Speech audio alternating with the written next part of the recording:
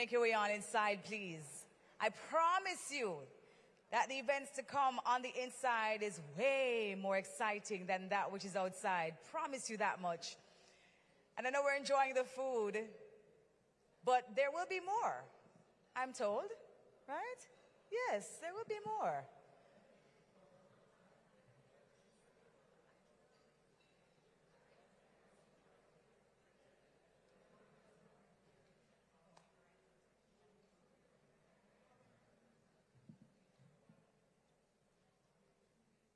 So inviting you all, please, to take your seats at this time. Thank you so much. How are we feeling this morning? Irie, I love that. You know it. I love that. Irie, indeed. I'm feeling fantastic. It's such a great day for a business reform forum, right? Am I right or am I right? Yes. And I'm going to assume that you haven't seen a person seated beside you in a very long time, so you could just turn to the person and say, good morning, I'm feeling irie.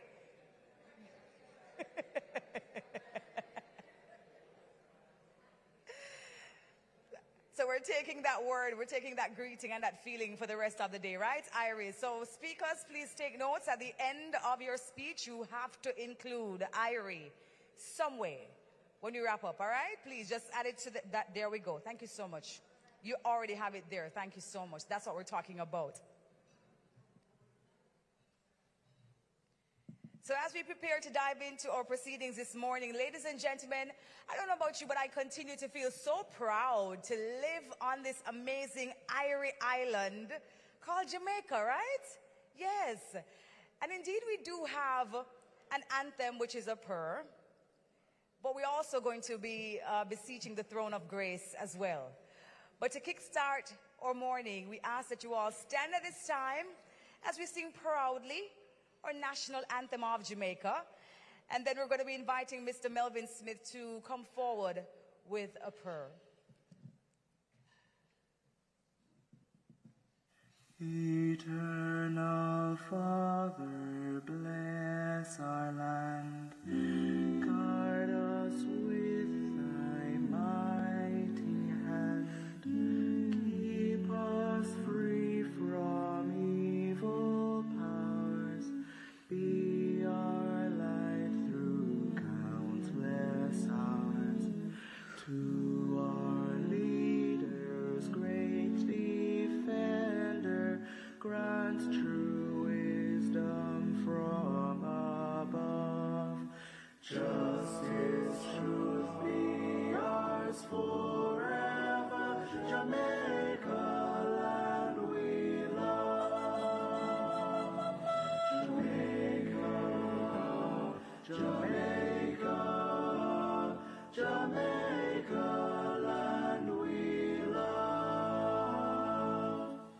Teach us true respect for all. Sir, response to duties, coaches, strengthen us the weak to cherish. Give us patience lest we perish. Knowledge send us, Heavenly Father, grant true wisdom from above. Justice, truth be ours forever. Jamaica, land we love. Jamaica, Jamaica.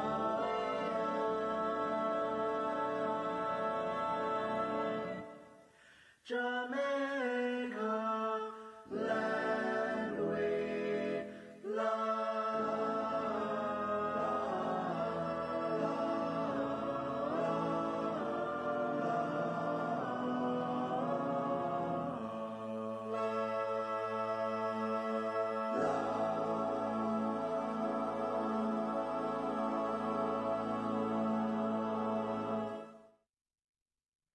Wow, thank you. Please remain standing.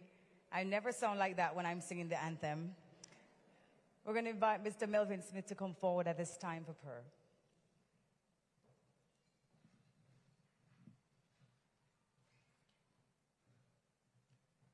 Good morning, everybody. Having prayed that beautiful prayer in the national anthem, please close our eyes for a very short further prayer.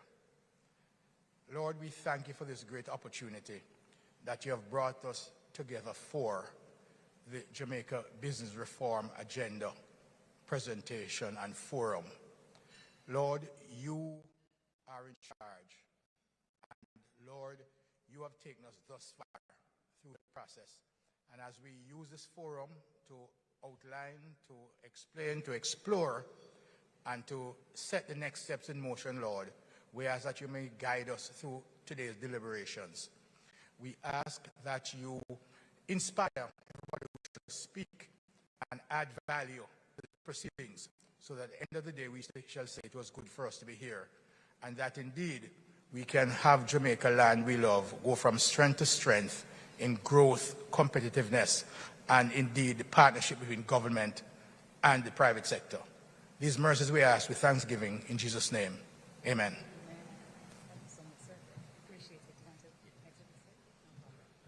Thank you so much. You may be seated. God is good.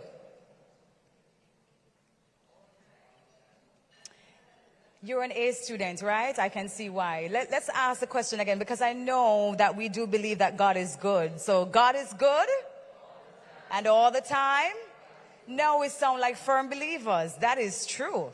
Thank you so much. Good morning again to everybody who's joining us here physically, but also for persons joining us online. Thank you all for spending your morning with us. Please allow me to acknowledge some key individuals who are making this morning possible. Please help me welcome Senator the Honorable Auburn Hill, Minister of Industry, Investment and Commerce. Dr. Wayne Henry, Director General of the Planning Institute of Jamaica. Permanent Secretaries, Mr. Wayne Robertson and Mrs. Colette K. Roberts-Risden. Mrs. Latoya Richards Franklin, Acting Chief Technical Director in the Ministry of Industry, Investment and Commerce.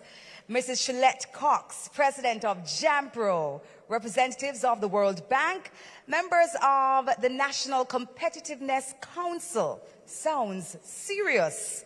Other ministries, departments and agencies, representatives, private sector partners, stakeholders online and in person, media practitioners, distinguished ladies and gentlemen. Good morning, good morning, good morning. Thank you all for being here with us. Your attendance today speaks volumes about your commitment to working together to enhance the business environment in Jamaica. And today's forum is a culmination of much of the work of many of you have done to make it easier to do business in our fine island home, Jamaica. Put your hands together for yourselves. Now, we all should be excited this morning. I know I am, and I cannot wait to get into today's agenda because as a woman of business myself, yes, I am vested, have much interest in our local business sector. And I've also been hearing about the new campaign, Building Better. 2 persons alone. Wow, okay, all right. We're getting better. First it was 1, and then there's 2. Building Better Business. Have we heard the jingle yet? No, we haven't heard the jingle yet? Who heard the jingle? Of course, Ms. Dyer, you'd have heard it. Can we play a little bit of it? We're doing business better business, so no it is. Okay, pull up, as we would say in entertainment. No more, don't give them any more. We're doing business better. Rehearsal number 1, let's try it again. We're doing business better. That is it. It aims to increase the public awareness of the business reforms that will be discussed in this forum, and I'm eager to hear and learn more about it. Don't worry, SASCO may be passing through, we may not be passing through, we'll see as we proceed. Now, in this forum, we will be learning from each other, and yes, it is a forum hosted by the government of Jamaica, but the efforts to make business in Jamaica better has been a true partnership involving both government and private sector stakeholders. In keeping with the nature of these initiatives, this will be a space for the meeting of the minds. This will be a space that we will have panel discussions in which both members of government and private sector will share their views. Before getting into our panel discussions, we will hear at this time from JAMPRO's president, Mrs. Shalette Cox. Please make her welcome with the official opening remarks. After Ms. Cox has given her presentation, we'll hear from the Director General of the PIOJ, Dr. Wayne Henry, who will also share a presentation on Jamaica's business reforms. From Sharifa Powell, she'll follow after that presentation, Project Manager of the National Competitiveness Council, NCC, which monitors the implementation of Jamaica's business environment reform agenda. But before we do all of that, ladies and gentlemen, please put your hands together and let's get started with our presentation from JAMPRO's president. Please make her welcome.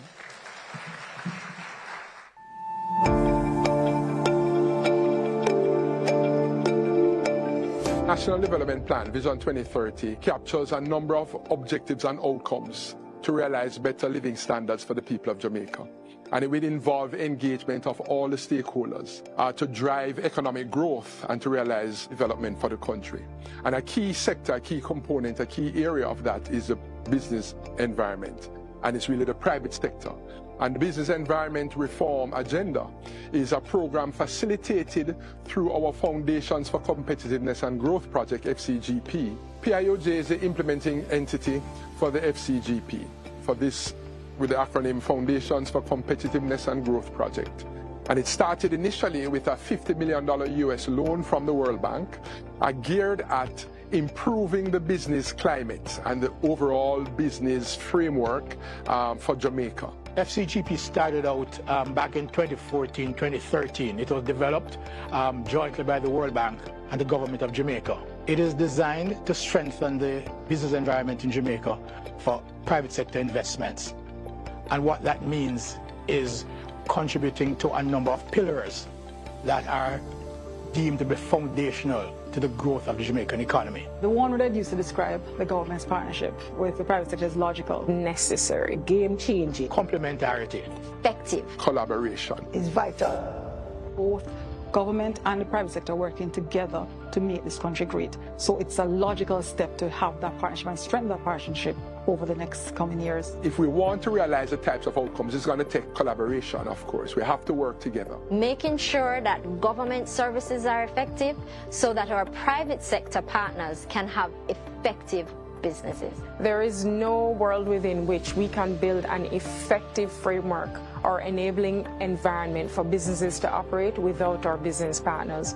We have to hear from them, we have to support them, and we have to create an environment that is informed by the realities that our businesses face on the ground. And so there are no two ways about a public-private partnership. It is how we have to work, it is how we must work in order to grow the economy of Jamaica. So government has to set the stage, provide the rules, the regulations, the facilitation, and everything to make businesses get established, operate, and flourish. It's game-changing because it has allowed the COJ as a public sector entity to make changes in a much shorter time than it would have done without the partnership from the private sector. It's very critical for us working together. We have to come together as one country. We have to be also collaborative in how we work together.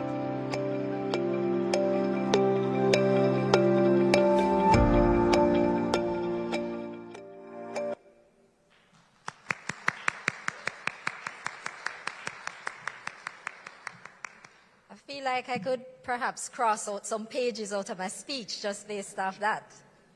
But you won't be so lucky. Good morning, ladies and gentlemen.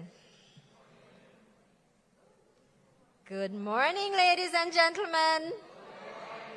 Thank you.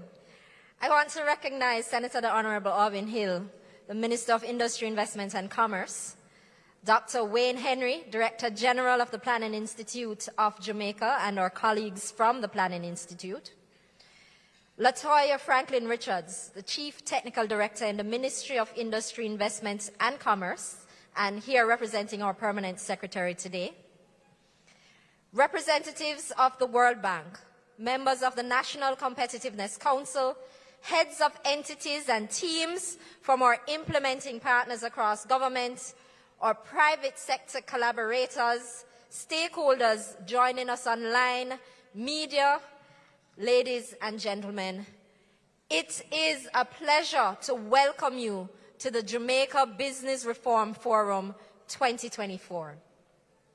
I want to thank you all for making the time to be here today, physically as well as virtually. As I was thinking about this event yesterday and reflecting on it, I am reminded of the journey, the personal journey that I have had. 10 years ago, we used to have this event every single year. And this was my first official speaking engagement as Vice President of JAMPRO. So it's extremely surreal to be here today after a hiatus of 5 years as President of JAMPRO. It's absolutely amazing. It's also especially surreal to see so many of you. I did not realize that this is the first physical meeting of the National Competitiveness Council and our partners that implement reforms since COVID in 2020. Some of you I have not seen for a while. And let me just apologize for the people that I didn't greet personally because I only know you online. My apologies. But our focus for this morning is on Jamaica's Business Environment Reform Agenda, or the BERA, as we call it. This agenda is designed to improve Jamaica's investment climate as we seek to position the country as an even more attractive investment destination for both domestic and international businesses, investors, and buyers. I'm sure you can agree, and you would have heard our partners say it in the video just now, that a critical tool for ensuring that government is creating the right framework for businesses is to listen to the persons most impacted. As such, the list of business environment reforms that make up the agenda is identified, facilitated, and monitored by the National Competitiveness Council. And the Council is a public-private partnership body established in 2010 to advance policy advocacy, research, and public awareness of reform initiatives that are being implemented by the government and the creation of a business-friendly environment for private sector in Jamaica. Given that necessity to consult, the public-private collaboration that underpins the NCC is vital. It is essential. And I pause to express appreciation for the collaborative relationship which has been sustained even while I emphasize that there is much more we can do together. These reforms, which are implemented not by JAMPRO, but by several ministries, departments, and agencies, have been changing the way we do business in Jamaica. Improvements in systems and processes grounded in the passing of modern laws and responsive policies have created a platform to increase productivity and efficiency of our business operators, as well as the staff of government entities as they constantly seek ways to serve the business community better. We know for a fact that these reforms, the ones that we've done and the ones that are to come, has and will continue to allow businesses to save time, to save money, and other resources, as companies will be able to focus their attention on actual business and growing of their revenue rather than government bureaucracies. Of course, in turn and in time, this will lead to higher productivity, increased employment, bigger company profits, and more earning for Jamaica as a country. I hasten to point out that many of these reforms are not new. Some of them are. But the fact is that the government of Jamaica has been working for many years to implement these changes, always basing our decision on consultation with and receiving feedback from the private sector. We have acknowledged that challenges exist or have existed, and we are addressing them one by one, and in some cases, 2 by 2, until Jamaica is viewed as the premier place to do business. So with all of that said, what can we expect here today? Specifically this morning, we are gathered to talk about how the government of Jamaica and the private sector have partnered to work together to build better businesses by improving the ease of doing business in Jamaica. We will hear about the progress that the government partners have made in implementing business reforms that have sought to simplify how business is undertaken. I am particularly looking forward to the two panel discussions where we will explore whether we are collectively on the right track with our reform program and how do we, as both government and private sector, capitalize on the reforms to boost efficiency and productivity. In these discussions, we will hear from representatives in agencies in the public sector as well as our private sector partners as they discuss their perspectives on the role of business reforms that have been implemented and the role that they've been playing in the various areas of overall business environment.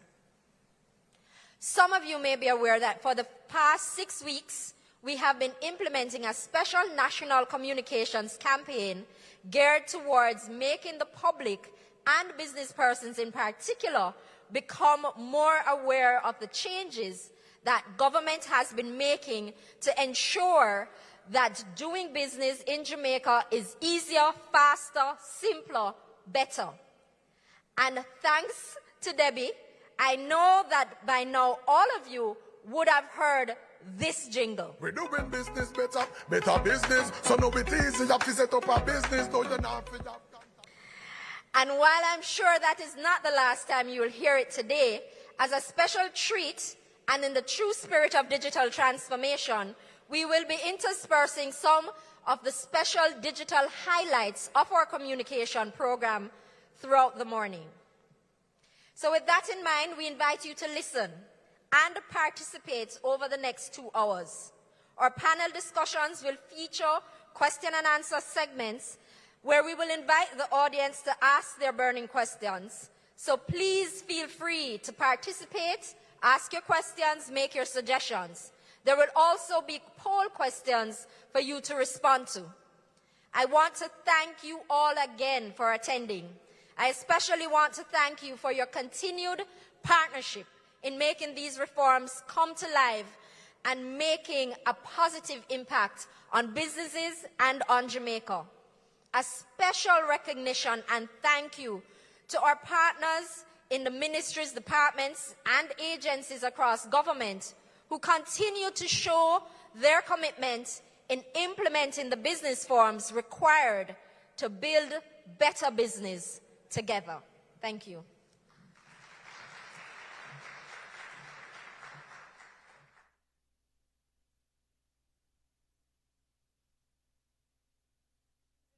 Can we put our hands together once more, please, for Mrs.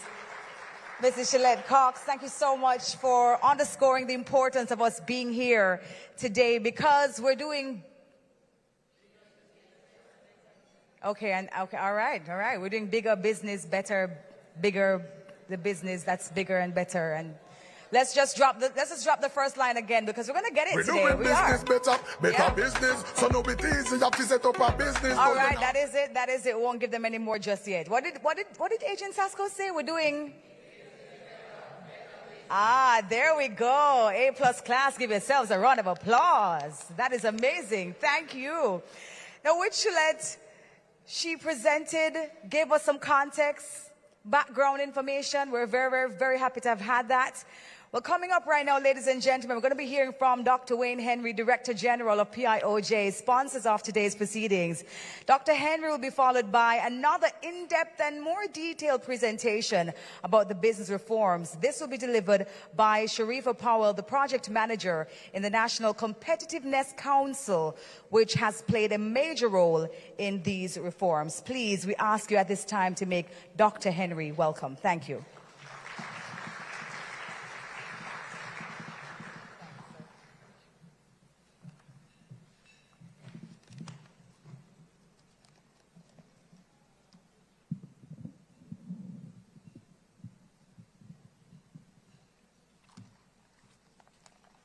Master of Ceremonies, Ms. Debbie Bissoon, Senator the Honorable Aubin Hill, Minister of Industry, Investment and Commerce, Mrs. Shulette Cox, President of JAMPRO, Mrs. Latoya Franklin Richards, Chief Technical Director in the Ministry of Industry, Investment and Commerce and representing the Permanent Secretary, Ms. Sharifa Powell, Project Manager of the National Competitiveness Council, NCC, Mr. Metri Siaga, President of the PSOJ, Mr. Sidney Thwaites, President of the JMEA, Mr. Diane A. Edwards, Attorney at Law and President of the Women's Entrepreneurial Network of the Caribbean. Distinguished ladies and gentlemen, members of the media, good morning. You know we got to say it twice. Good morning. Well, I know our Minister, Senator Hill, is from St. Elizabeth. And so I was going through Treasure Beach not long ago and I saw a sign that said lobster tails, $50. And I said, well, that must be US. So I stopped and asked the gentleman there, is this $50 US? He said, no, man, Jamaican. I said, what? And I said, yes, man, I want some lobster tails. He said, you want lobster tails, boss? I said, yes, yes. He said, once upon a time, there was a lobster. Let me say, it gives me great pleasure to bring remarks today on behalf of the Planning Institute of Jamaica, the PIOJ, in our capacity as sponsor for the Jamaica Business Reform Forum through the Foundations for Competitiveness and Growth Project, FCGP. The PIOJ is the foremost planning agency of the government that seeks to initiate and coordinate the development of policies, plans, and programs for the sustainable development of Jamaica. In fulfilling this mandate, the Institute also leads the implementation of Jamaica's National Development Plan, Vision 2030 Jamaica. The goal statement of Vision 2030 envisions Jamaica as the place of choice to live, work, raise families, and do business. The emphasis on do business is very important. This is where Jamaica's business environment reform agenda comes into play, as it allows us to enhance the business landscape and make it easier for everyone to do business. This is how we will generate income and provide employment, which further contributes to Jamaica being a country of choice. The PIOJ plays a unique role in Jamaica's economic development. Aligned with this role, we house a critical program, the Foundations for Competitiveness and Growth Project, the FCGP, a jointly funded project with the World Bank and the Government of Jamaica. The World Bank's funding is through loans with implementation under their support, ending on March 31, 2024. Implementation funded by the Government of Jamaica continues to March 31, 2025. And so the FCGP commenced in fiscal year 2014-15 and was restructured in fiscal year 2017-18 to provide increased funding to reforms and was further expanded by an additional loan plus GOJ financing in fiscal year 2021-22 to extend and accelerate the agenda. The provision of additional loans was directly linked to a record of satisfactory implementation and strong achievement of intermediate results. Continued relevance and meaningful contribution of the FCGP to the GOJ reform agenda are testament to the robust program design. This robust design enabled the FCGP to survive the negative impact of global supply chain disruptions occasioned by the COVID-19 pandemic and make a significant contribution to the Digitized Jamaica and broadband rollout initiatives. The FCGP was designed to strengthen the local business environment for increased private sector investment. It does so through three components, namely enhancing competition, facilitating strategic private investments in the form of privatization and public-private partnerships, and improving the productivity of our SMEs. The business sector is critical to employment in Jamaica. Particularly, our MSMEs are viewed as the engine for growth. We know coming out of the 2008 crisis, the global financial crisis, we entered an era 2012 on where we were leaning more heavily, particularly developing countries, on the private sector to drive growth. And we spoke of the private sector-led growth paradigm. If Jamaica is to develop into the country we envision, our people must have jobs and be paid a livable wage. By funding the Business Environment Reform Agenda, BERA, The PIOJ is helping to create the environment for businesses to start up, operate, and do well. Thus, they are able to hire and adequately compensate staff while their tax dollars contribute to the nation's resources for development, benefiting all citizens. The Bureau, which we have been supporting, is already changing our business landscape through the implementation of reforms that span the design and launch or upgrading of systems and portals. These include the Jamaica Business Gateway, the Jamaica Development Applications Portal, creation or amendment of legislation, such as the Jamaica Special Economic Zone Act, and the overall strengthening of our ability to offer government-to-business G2B services in a more efficient manner. Over the medium to long term, due to these reforms, we expect an increase in business startups, an improvement in employment levels, higher profits to be generated, and higher foreign exchange inflows as our businesses increase exports. The Government of Jamaica is hosting this forum today for us all, government and private sector, to discuss these reforms. Every business in Jamaica will benefit from the reforms which are most applicable, relevant, or useful to their operations. The PIOJ is cognizant that the work is not over. This is a work in progress. The Government of Jamaica has to continue improving these systems and processes as we respond to an ever-changing, highly competitive global environment. I encourage everyone to get informed, stay in the know, continue the collaboration, and reap the benefits of these reforms to support the growth of businesses and ultimately create a more inclusive and prosperous Jamaica, the place of choice to live, work, raise families, and do business, and of course, to feel airy. Thank you very much. God bless you.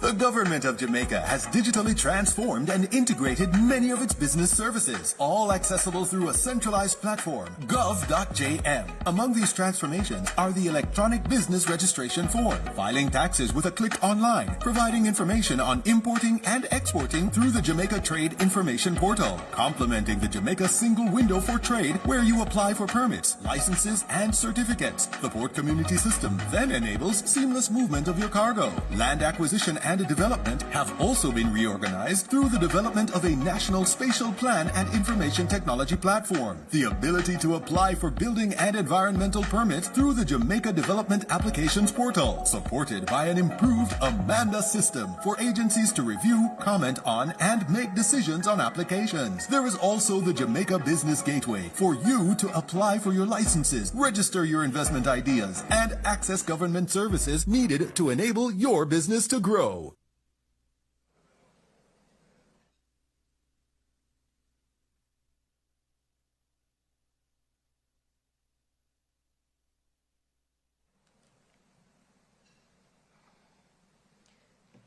Senator the Honorable Auburn Hill, Minister of the Industry, Commerce, Industry, Investment and Commerce, Director General of the Planning Institute of Jamaica, Dr. Wayne Henry, who always has wonderful jokes, Permanent Secretaries, Mrs. Shulette Cox, President of JAMPRO, my press, representatives of the World Bank, our moderators, Mrs. Richards Franklin, acting PS for the day, and Mr. Kenneth Reed of the FCGP-PEU, heads of agencies and implementing partners, heads of private sector associations, our media partners, distinguished guests in the room and joining us online, a very pleasant good morning. Today is very vibesy, and we'll have more vibes to come. But the task is mine, as Debbie's controlling the vibes, to provide a brief update on the progress being made on the Business Environment Reform Agenda, the BERA, and I'm sure that's an acronym that you'll all be very familiar with by the time you leave here today. One of our buzzwords for today, for sure, and I hope going forward. Dr. Henry and Shulette have already shared with you what the BERA stands for, also what it means. My aim, therefore, is to further define the importance of the BERA and provide an update to you on the progress being made with implementing this very critical agenda for national development.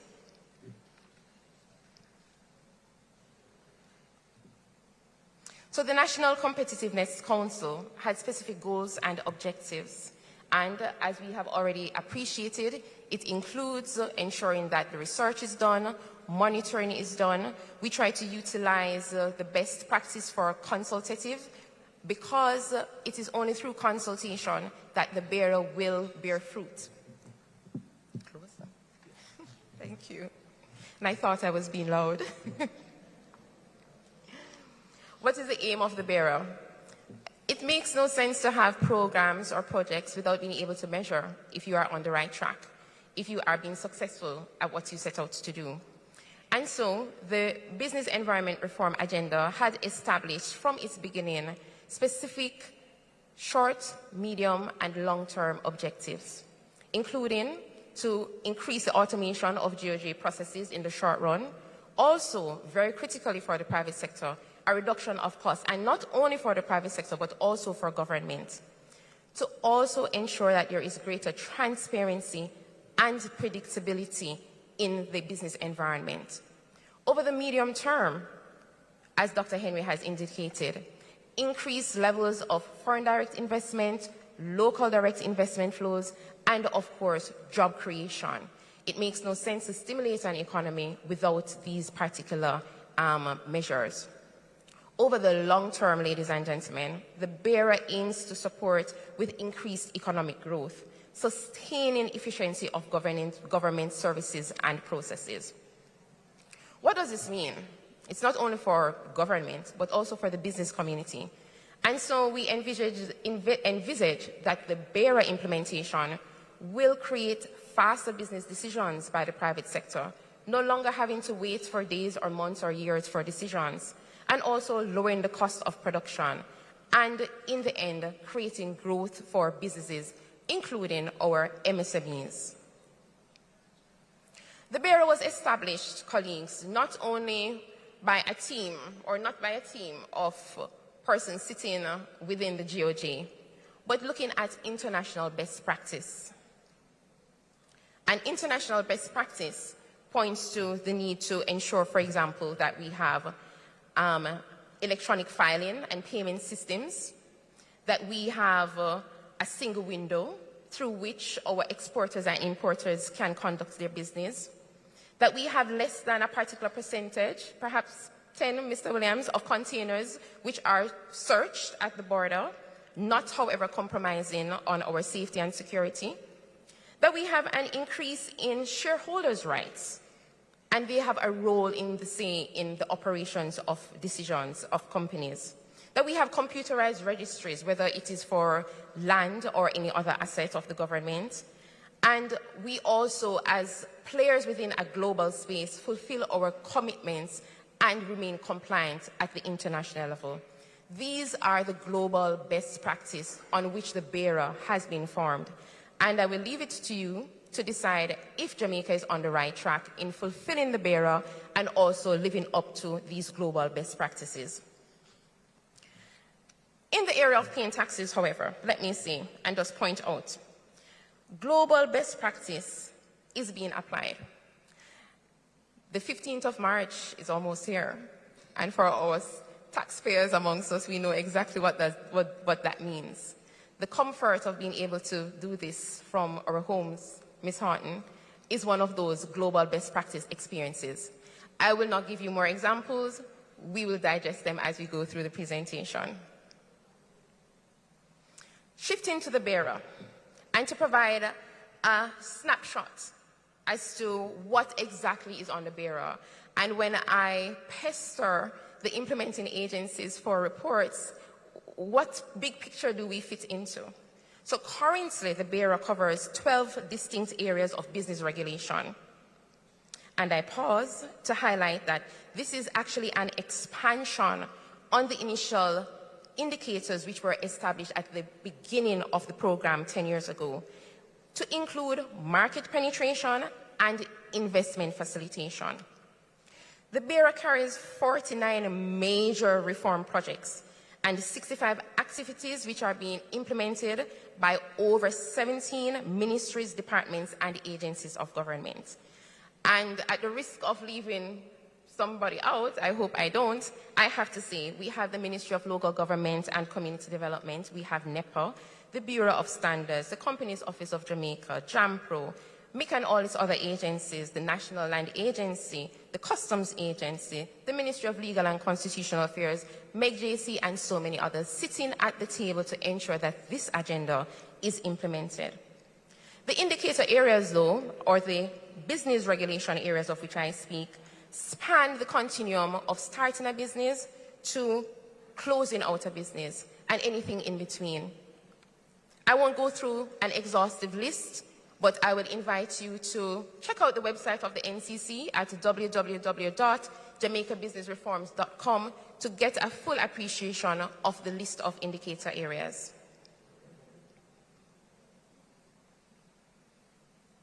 Where are we? What has progress been? A total of 87 projects are monitored by the NCC and have been implemented by all these agencies since 2010, significantly improving the business environment to ensure that the experience of accessing government services to support business formation and growth is realized. Attention to the legislative and regulatory framework has resulted in 47 reforms being implemented since 2010. Thank you. These include the creation of new laws, amendment of laws, promulgation of regulations to give effect to laws, design of policies and strategies. With the laws and regulations providing the legal underpinning, implementation of the new framework have been realized through the creation of new systems and improved processes. Over the period, 30 projects to digitally transform, including re-engineering of business processes, have been successfully executed. 30 projects, ladies and gentlemen. Thank you.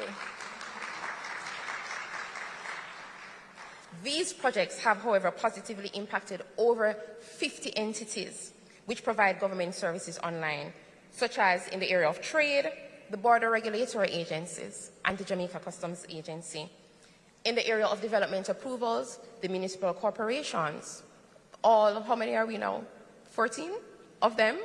All municipal corporations, NEPA, the ministry, commencing agencies, fire, national works agencies, and of course, other entities that issue licenses, permits, and certificates.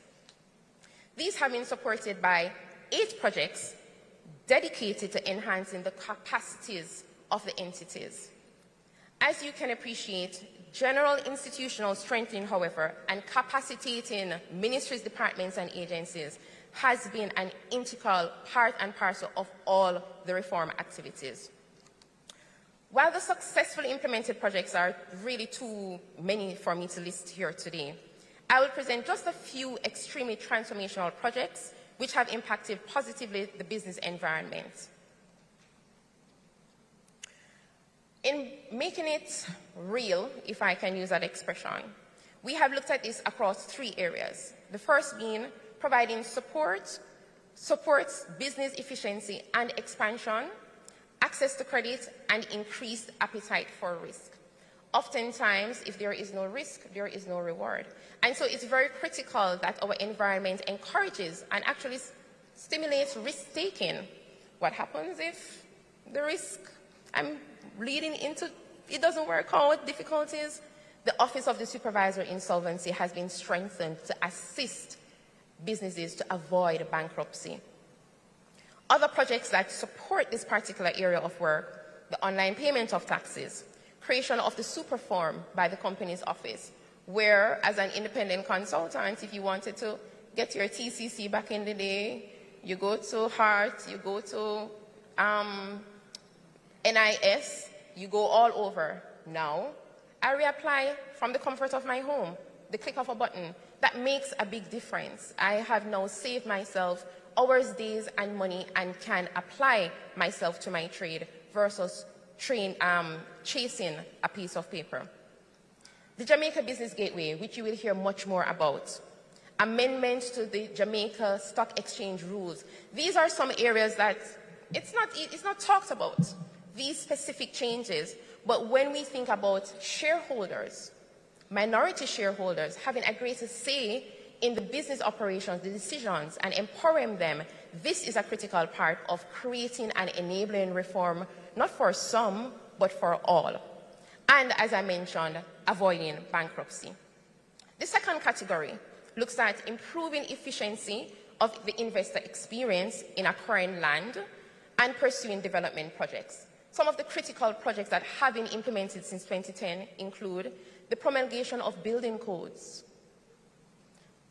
the development or promulgation of development orders, upgrading the Amanda and the JDAP systems, and we'll hear much more about that later today, steps being taken towards e-titling, and of course, creating a unified space for the land bank that we as government, we as private sector can appreciate where investment opportunities reside. The third and final category I want to highlight as it pertains to what we have really done over the 10 years, expansion of trade through more efficient and coordinated systems and processes. The new Customs Act, the expansion of the Jamaica Trade Information Portal, design and expansion of the Jamaica Electronic Single Window for Trade, expansion of the port community system, and even enhancement of our laboratories to ensure that our products meet the highest quality standards and we don't have to wait for testing to be conducted overseas before we can successfully export our products.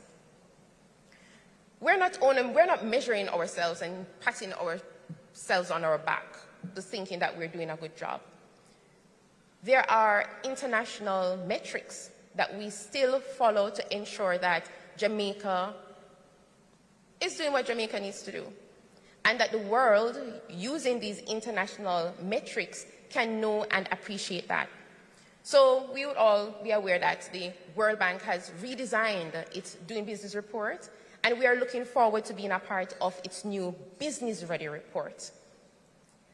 Locally, however, and this is one of the fundamental achievements of the NCC over the last 6 months to a year, is the creation of a GOJ Efficiency Index. What that means we now have our own local measure to say, how are we doing? Not based just on international standards. Sometimes fit, sometimes it doesn't fit as well, but our own standard, our own measure to say, year after year, how are we doing from a place of efficiency as the government? So in conclusion, colleagues, ladies and gentlemen, we do have a built-in agenda. As Dr. Henry said, it doesn't stop. It doesn't end here. What does our built-in agenda entail? And I like the fact that we have financing as the first, because we have to continue financing the bearer. We have to respond to the changing needs of society, of the business community.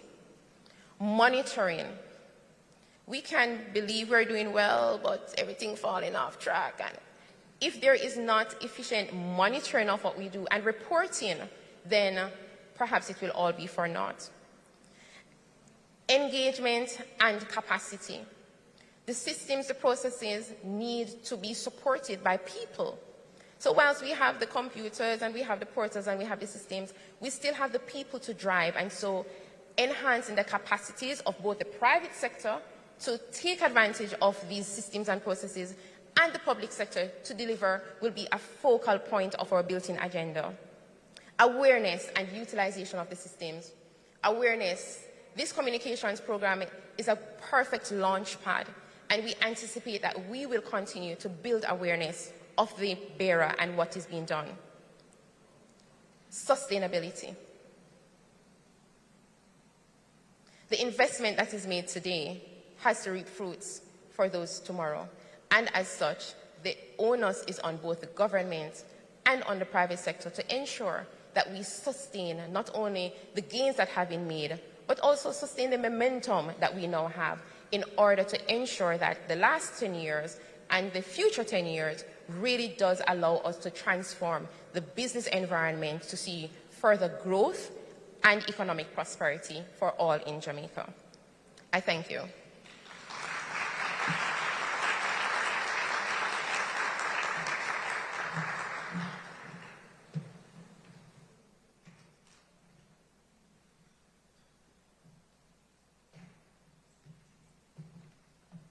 Wow, ladies and gentlemen, put your hands together again, please, for Sharifa and her presentation. Thank you so much. I did not know that there were so many reforms.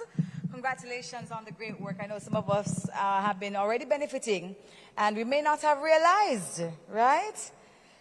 So I also hope that we will be able to use some of these reforms in the near future. I know we will for sure. Now, ladies and gentlemen, we are proceeding with our program, and without further ado, we will have our keynote address. It is my pleasure to welcome to the stage a man of business, a man of industry, a man of investment, and a man of commerce. We're talking about none other than our Minister Aubin Hill, who has over 35 years of experience working in the private sector. As an international banker, he has lived in 9 countries and has done business in more than 125. You may be wondering how I know, Minister, but it's right here on the script. He has an MBA from Harvard Business School. Senator Hill has spent 21 years as a banker as well in the Middle East. Ladies and gentlemen, the minister has a firm interest in facilitating, enabling, and encouraging small and large Jamaican businesses to grow and be profitable. His focus is on growing exports exponentially and securing greater local and foreign direct investments into the Jamaican economy.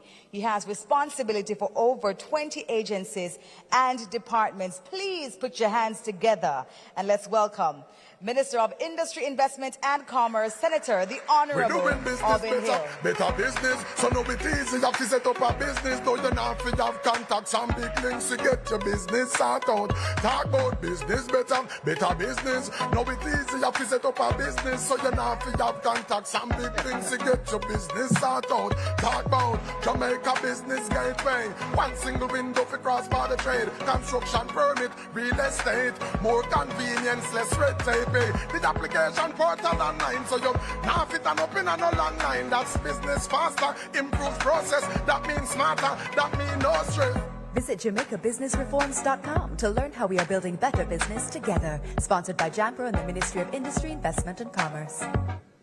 So many places I go and they say, oh, the government is doing well, but people don't know about it. Well, when we finish with you, in the Ministry of Industry, Investment and Commerce, with JAMPRO and everybody else, all the other 20 agencies. I see Dr. Blake here from Trade Board, the company's office.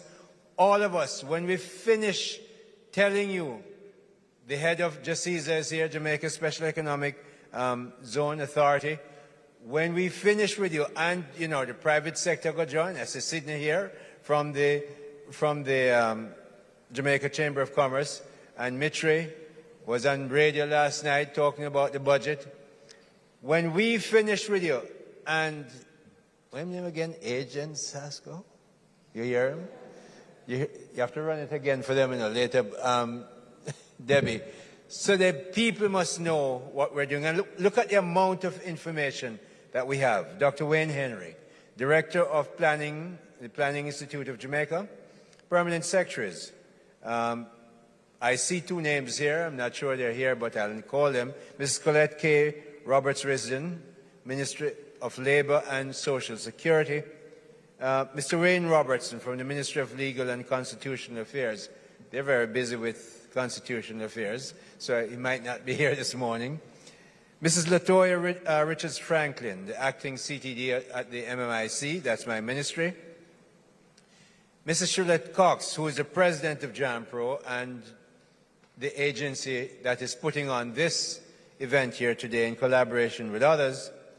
Other agency heads, as I've mentioned, representatives of the World Bank, members of the National Competitive Council, heads of entities and teams from implementing agencies.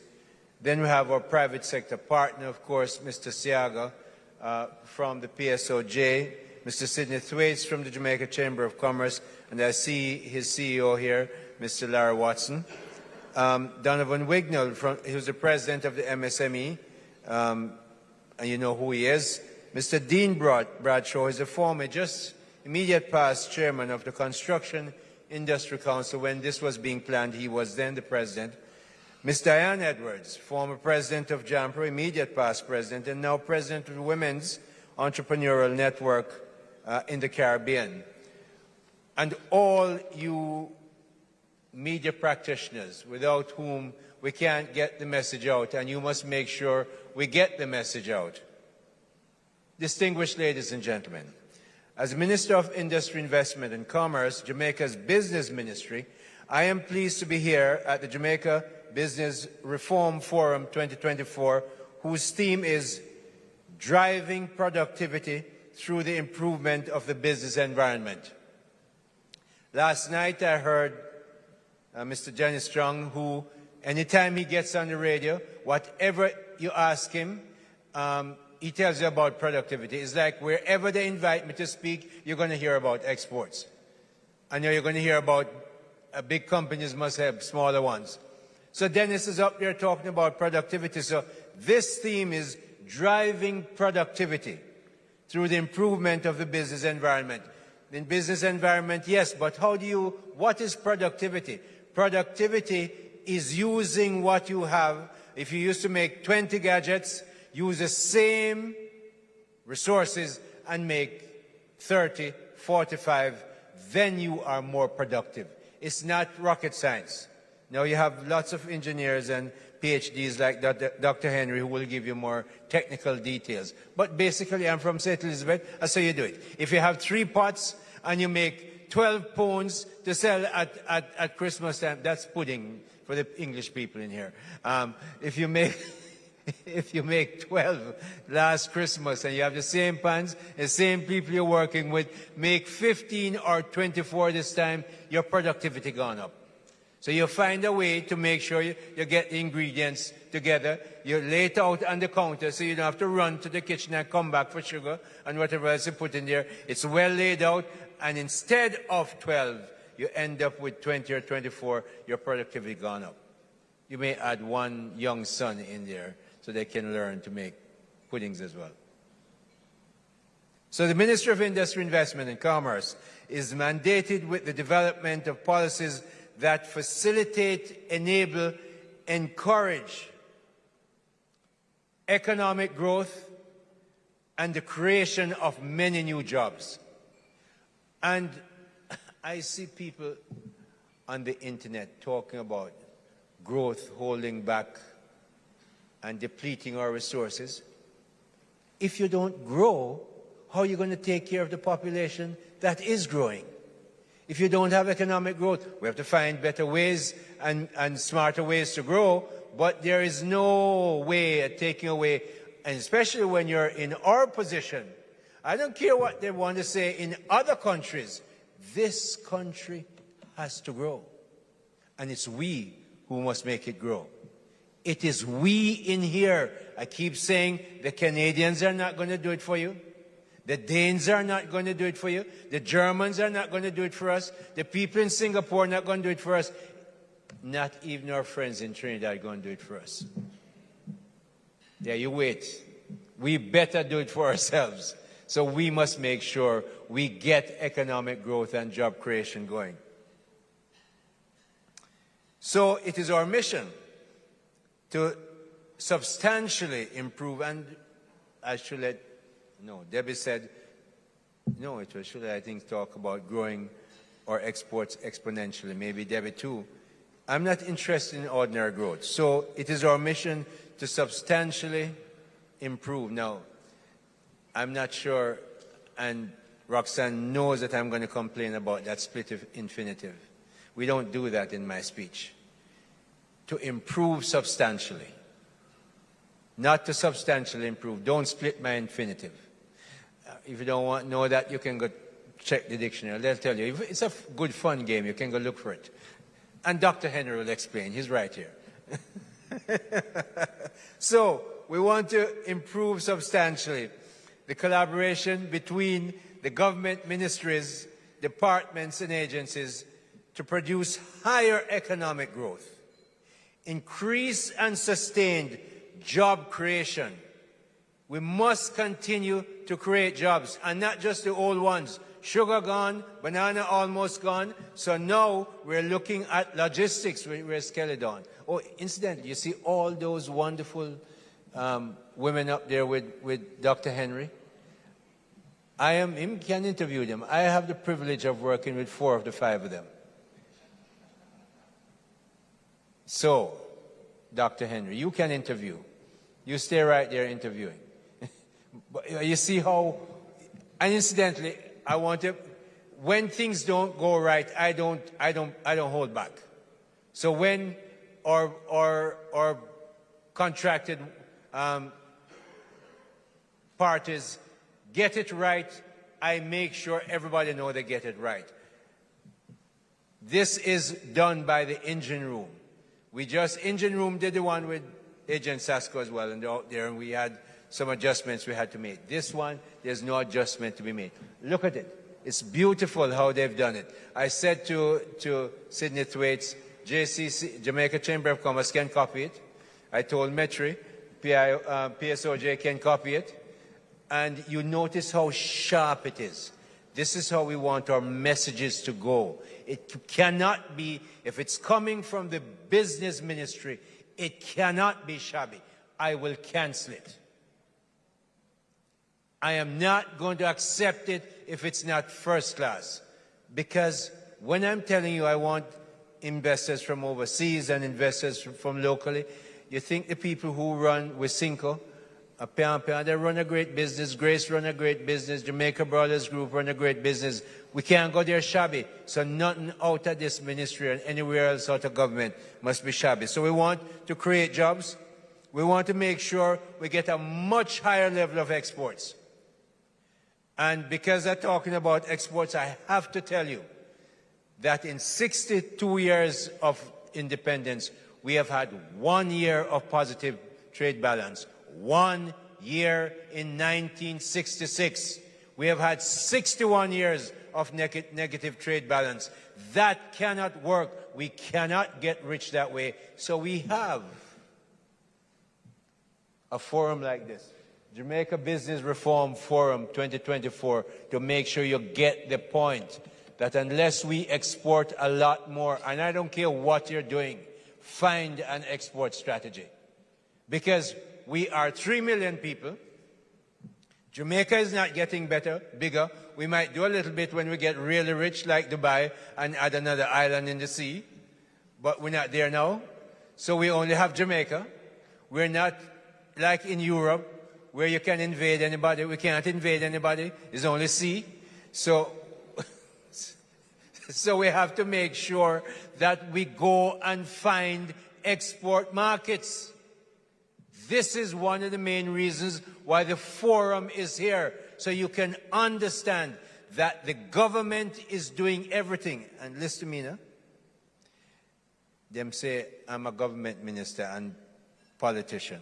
I mean, I know them get that after 30 odd years in banking, but now them call me politician, so me accept it. So the Andrew Holness administration is taking all these steps to make sure we make a better Jamaica and make the business ecosystem and the business environment so good that you can really build new products, create new jobs, and export a lot more to make Jamaica richer. I am not interested in poor. No interest in being poor. My only interest in being in government is make sure we do everything that fewer and fewer Jamaicans have to experience poverty. Not interested in it except to obliterate it.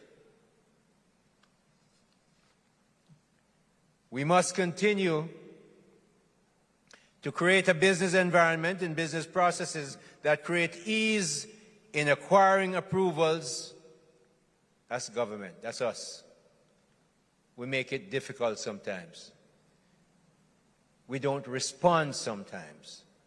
We feel that we're doing a favor to people who ask us. You ask my team that go with me. I give my number everywhere. I give out Cadian's number. We say, if we in a meeting, Cadian is going to answer it for you. And she never give me any permission, but we take permission and give out our number. Because I give out my number, we give it out all on the radio. Nobody no bother me, because nobody has ever called me and abused it. They call me because they need help. I am here as a servant. I give out my number. And we only have one number. We have no CUG and my number. So I've had it since I come back to Jamaica, and I give it out because people need help. And I can find, Wayne is here, who works out of the PS's office. Latoya is here, who's a CTD. Oh, poor Miss Shelley Leon. Every day she gets a WhatsApp from me. I do a screenshot and over to Miss Shelley Dawn. No, not Skelly Dawn. Shelley Leon. Over to her because she's head of the company's office. And you know we're in the transition. We're making the transition to make the company's office totally online. And not interested, and she knows every other day about her. When? Because if I can stay here and access Sheikh Mohammed's company's office in Dubai, why can't he stay in Dubai and access mine in Jamaica? So, Shelley dear, until we get there, constant monitoring. Sometimes it's nicer than others, but always it's good intention. We must make doing business in Jamaica easier, faster, simpler, and better. So all my agencies know that that's my aim. Everything must be done faster and easier. And I give everybody, every agency had the right to interfere in another agency. Make sure you're right, though. If you cross the line, you better not cross the line into other people's agency and you're wrong. Because they also have the right to, not literally, but figuratively, cut off your feet. So you coming into my agency, I will say, you better be right. You're coming here, come mash up my head, because I'm going to beat up your feet. But we must have the right. When I came in, there were too many silos. So we want, now, I see, I was at something Shillette and you guys put on recently, and there were 5 or 6, Trade Board, not Shillette this time. It was Dr. Blake, Trade Board, Export Jamaica. Listen to me, you have to go to the Trade Board, Jamaica.com. Go there and look for Export Jamaica. They just launched this last week. It's low in the speech, but I'm going to tell you now. 190 companies. When I saw what I think his name is Mills, what Jason Mills was able to bring up on that website, and you stay right here and find out all the trade arrangements that they have in Denmark. You find out what you need to export to Holland. Anywhere you are on the Jamaica Trade Board, wonderful new logo. Change the logo. Just go there to look on the logo. It's very pretty. 2 lovely circles, Jamaica. I won't tell you anymore. Go and look for it. And then you'll search. If you're in export, and it doesn't matter if you're with Cinco or your Grace or your small MSME, it's right there for all of you. Go and search and look at it. It's amazing the information you can get.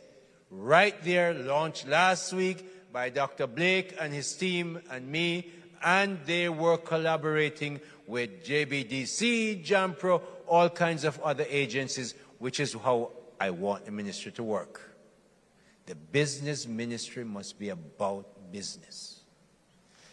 And collaboration is an important part to make sure we do business easier, faster, simpler, and better. We must, in terms of productivity, we must produce at an efficient level and compete at an international level. We must increase our productivity. Please, me tell you about the pone. All on the Kingston people, pone means pudding. Okay? So now tell me about a pone, and then you understand what is pudding. So if you made 12 pudding last year, pone, and this year you want to increase your productivity, you lay out you buy all the materials early, lay it out, plan it out. You and your assistant, you say, hey, I don't want 12 this year. I have to get 15 to 20 to make sure I'm doing better, or 24 at the top. So you make sure you increase your productivity. I want all of you in government and the private sector, just like a year and a half ago, 2 years, I beg you to talk about export because we never did. We're talking more about it now, not nearly enough. But please make sure you talk and say, how do I increase my productivity? My personal one. How do I read more of those reports that Kelly Dawn and Shelley Leon and Shillette sent to me, and Dr. Blake? How do I read more? How do I become efficient? How do I spend my time better to get more out and increase the product? Because you have to increase your productivity to get rich. Much increased productivity is the single most important factor which will drive growth in this country. We can't duck it. I want export, I want growth, but we can't do it unless we become more productive. So we train. Last year, through JAMPRO and the BPO sector, we trained 509 supervisors and managers in the BPO sector. Step up. Remember, you guys used to talk about, oh, it's a BPO job. No job. You're mad. Last year, the Prime Minister did something fantastic. They opened a big facility out there. So after the speech is done, I'd walk up into the BPO sector. I went to 3 of them. See a guy in his jeans and T-shirt and his headphone and his... So I asked him what him do. Him tell me him doing, I can't disclose, him doing all the marketing and backup and delivery arrangements for a big U.S. company. The guy looked like him just ordinary. So, all right, I leave it and go down because me hear people said there's no good jobs in a BPO. So I go down and I walk in the car park myself. I didn't see any ladder. I didn't see any Pro Box. I see BMW, I see Benz, I see all the fine Toyotas, I see SUVs, and the people are doing well. But, you know, before the pandemic, we had 43,000 of them employed. Today, we have 62,000. We're probably making over $1 billion in income from that sector. So don't you tell me about my BPO sector, because me out there are proud of it, driving it, and we're going to make sure we step up on the knowledge train. For instance, today, you might not know this, KPMG has, I don't know, 700, 1,000 people right down there on Wall Street, I said Wall Street, I meant Harbour Street. It might become our Wall Street in due course. So, right there on Harbour Street. You know what they do? All the work that's done in America for KPMG, the backroom work, they give it to 2 countries, India and Jamaica. There might be a third, but I think it's India and Jamaica. These days, anything that is required in Chicago, where they're headquartered, the first call comes to Jamaica. They're looking to expand. Kelly, we have to do something about that. Where's Kelly Dawn? We have to do something about that, you know, the law. You and your lawyer. All right, we met on it, so you're working on it. So we have to do more to get more of that business. The assistance, many of the assistants to the partners in Chicago are Jamaicans working in Jamaica using the technology. In other words, Cadian is my assistant. If I'm working with KBMG in Chicago, my assistant might very well be in Cadian in Jamaica, but it's in Jamaica. It's employing a Jamaican. So that business, that knowledge business is increasing. So we must make the processes, which is why Kelly Dawn and Janice Williams are working on looking at the law to make sure we bring it up to date.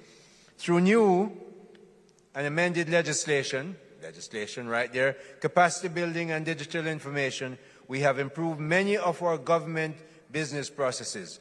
We have automated processes, making it digital, steps and procedures are reduced, efficiency is increased, and value to the private sector is realized.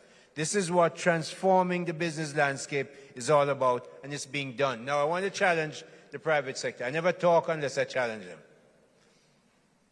Private sector rightly complain that government procedures are cumbersome, bureaucratic, and sometimes downright a disincentive. So private sector, and I've said this to a couple of the presidents, I believe Sydney last week, so you heard this before. We in government need you to be a lot more proactive. You don't write.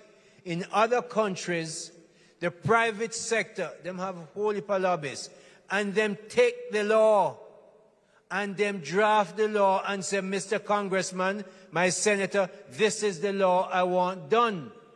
None of that work is being done, not much of it is being done by the private sector. A lot more of it must be done. You're using it. You see a law that doesn't make sense or a place where there should be some regulation. You have lawyers, draft the thing, bring it to me. As I say, I give out my number on the radio. This business minister wants to make sure Jamaica is a better place. Bring it to me. I will have my technical people look at it, and I will take it to cabinet, which is the first step, and then to parliament. Give it to me. Burden me with it. But don't just complain. So every time you complain to me about a regulation, you know what we're going to hear. Where is the draft that you're bringing to me or you sent to me? You don't send no draft, no complaint. It sounds kind of rough, but it makes sense, not true?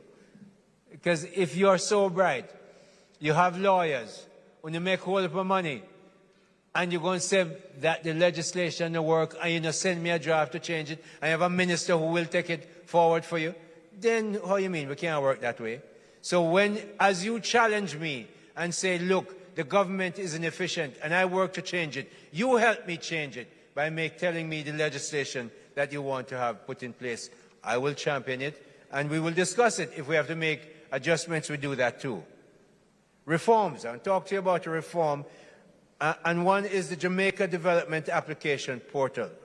It's JDAP, which enables the Ministry of Local Government, municipal corporations, and the National Environment and Planning Agency to interact with developers to process building and environmental permits. There's so much building going up around the place. We need it to be a lot more efficient. So JDAP is currently piloted in 3 municipalities, St. Anne, St. James, as well as Kingston and St. Andrew. This system is going to greatly change the way we approach building and environmental permits. It's a humbug to many people. We have to have them, so how do we make them more efficient?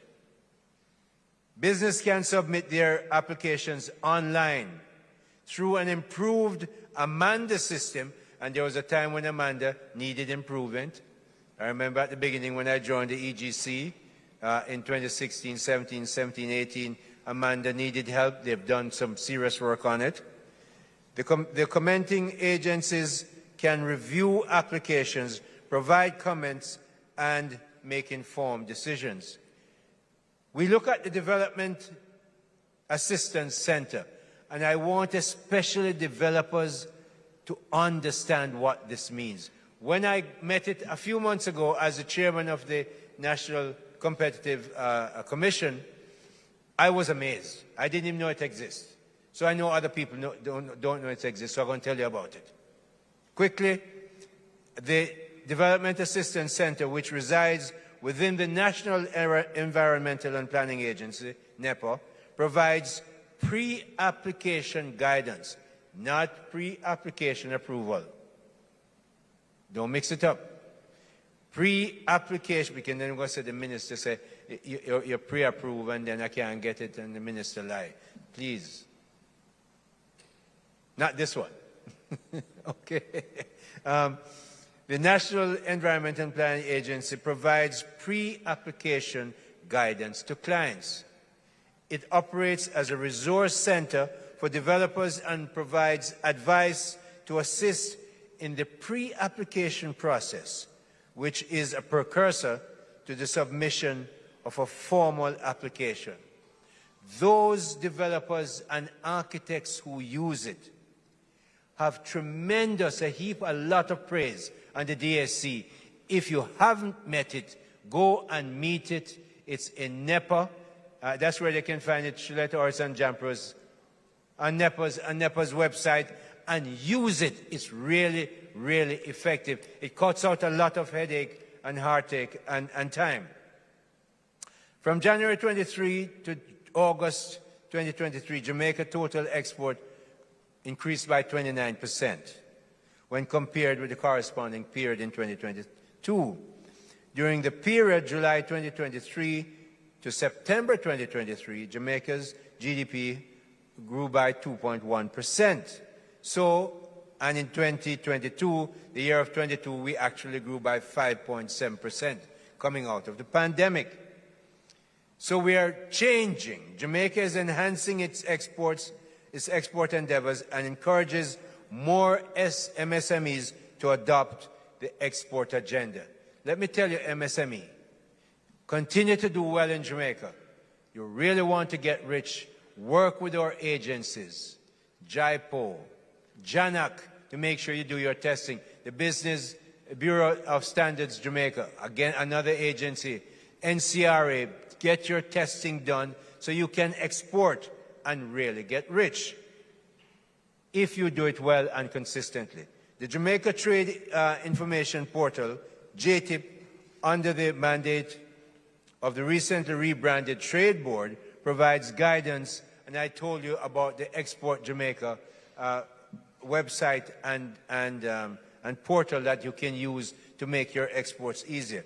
The Jamaica Single Window for Trade, JSWIFT, is designed to assist businesses with trading overseas. Now, all these have been there. When Diane was president, JSWIFT was at JAMPRO. JAMPRO talked about it, but we don't use it enough. Some people are using it, and they're getting benefits. So we're here to tell you that JSWIFT, JDAP, and that agency, JDAC, especially DSC, in NEPA, are extremely useful. Go and sit down on your computer, get off of your phone, and social media messaging, and go search the websites of. Just start with this ministry. There are other ones, but that's not my job here today. I know you have to go to customs, so I don't have to tell you about that. You will have to go to tax TAJ. I see TAJ's representative here with us. Maris is always there to help us. She's going to help me now to make sure I can get back on the portal to pay my property taxes. She always helps me. And then the truth is, TAJ I've found to be extremely helpful, and I pay my taxes from anywhere in the world, just like I'm in Dubai. It really works. Another way that government is helping to make your life easier. So JSWIFT is there. The port community system connects our traders with international markets and also enable our input materials to drive our productive sectors. Our special economic zones, as I mentioned, Kelly Dawn and her colleagues are here, are also creating new opportunities for local businesses and foreign companies to provide their goods and services to the global markets. By incentivizing these productive activities, the SEZ regime is positioned to boost manufacturing, logistics, global digital services, and other activities that drive the growth of our economy. How many times have I said growth of the economy? Ad nauseum. I'm going to say it till you're tired, and I will never be tired of saying it. So you're going to hear it often. In April 2024, JACISA, Kelly Dawn just walked in the blue sweater, will be rolling out their online application system on Jamaica Business Gateway, a product created by JAMPRO. We launched Jamaica Business Gateway here, this hotel, last year. Soon, developers and occupants can upload their application information for a full online experience from application to decision. The Jamaica Business Gateway, which we launched under the National Investment Policy, created the framework for the design of that gateway. The Jamaica Business Gateway enables businesses to register their investment idea and in so doing access the supporting services to bring that idea to fruition. Currently, there are 16 processes, re-engineered, improved, and automated, which enable applications for numerous licenses: cannabis, tourism licenses, registration of pharmaceutical and medical devices, film registration. Film is a growth industry in Jamaica. Remember Bob Marley just down here by none other than Paramount. Paramount, who do things like Yellowstone. You know, I hear my wife talking about it. Once in a while I pass and I see it. So Paramount has been here. Jamaican movie makers are here and excited. You can't believe how they're excited. There's $1 billion in there for over 2 years. Clearly there's a process to follow, but JAMPRO is making it as efficient and easy as you can through the film fund and the film commissioner. But I couldn't stop and not mention the budget.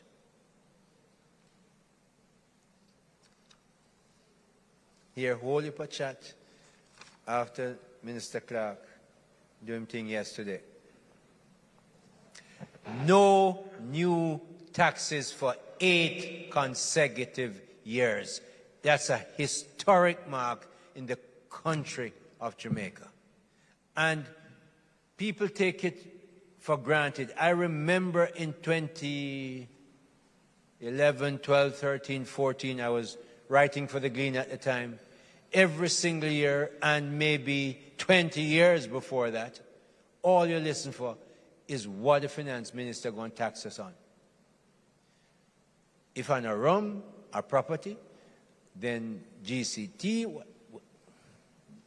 no new taxes for 8 years. Do you know what that means to the growth of the country? That's why we're where we are.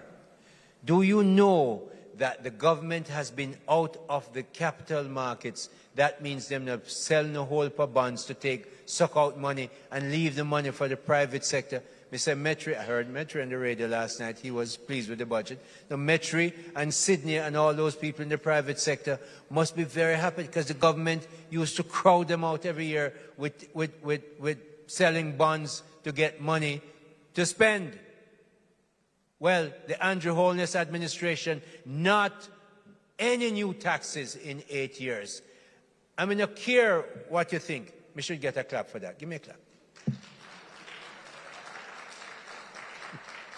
Because when you sit down so quiet, me have to wake up, and that deserves a clap. But look at what we've done. We've looked at the population. Dr. Clark has and his team, and they look at both ends. They look at the young end, they look at the top end, the older aging end, and they look at the middle. At the aging end, those people who are getting pensions and 55 years and older will get really a substantial relief from taxes. It's amazing. Those who are at the younger end, no guarantors for student loans. You know how hard that used to be. I've guaranteed since I've been back to Jamaica student loans. That's gone. Apart from what we did at Heart Trust, where we don't charge you any more for those courses, people in Jamaica have the chance for the first time to really ramp up their education. And the Minister of Finance, my colleague, Dr. Nigel Clark, has made sure no guarantors at the lower end of the population. At the higher end, we give you a pension relief, and in the middle, 1.5 has become 1.7. Now, that's very dear to my heart. Most of you, many of you might know that I've been very closely identified with that number in 2016. And that really changed how we look at taxing Jamaica. And we made it clear at the time, we do not believe in direct taxes.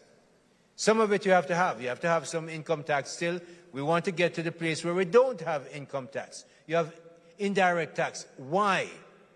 Because an indirect tax is a GCT tax. We just call it that. Let me explain. When we get to the place where we have more indirect tax, you decide when you want to pay taxes.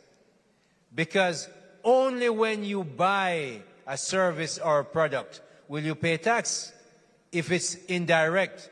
So we want to reduce the direct tax so you have more alternative to decide when you actually pay tax. So when you buy something and the indirect taxes captures everybody. Everybody has to eat. Some of this stuff that you buy, you have to pay GCT on. And therefore, and when those people who have wonderful accountants who show them how to hide the taxes, not hide it, it's called avoidance. It's legal.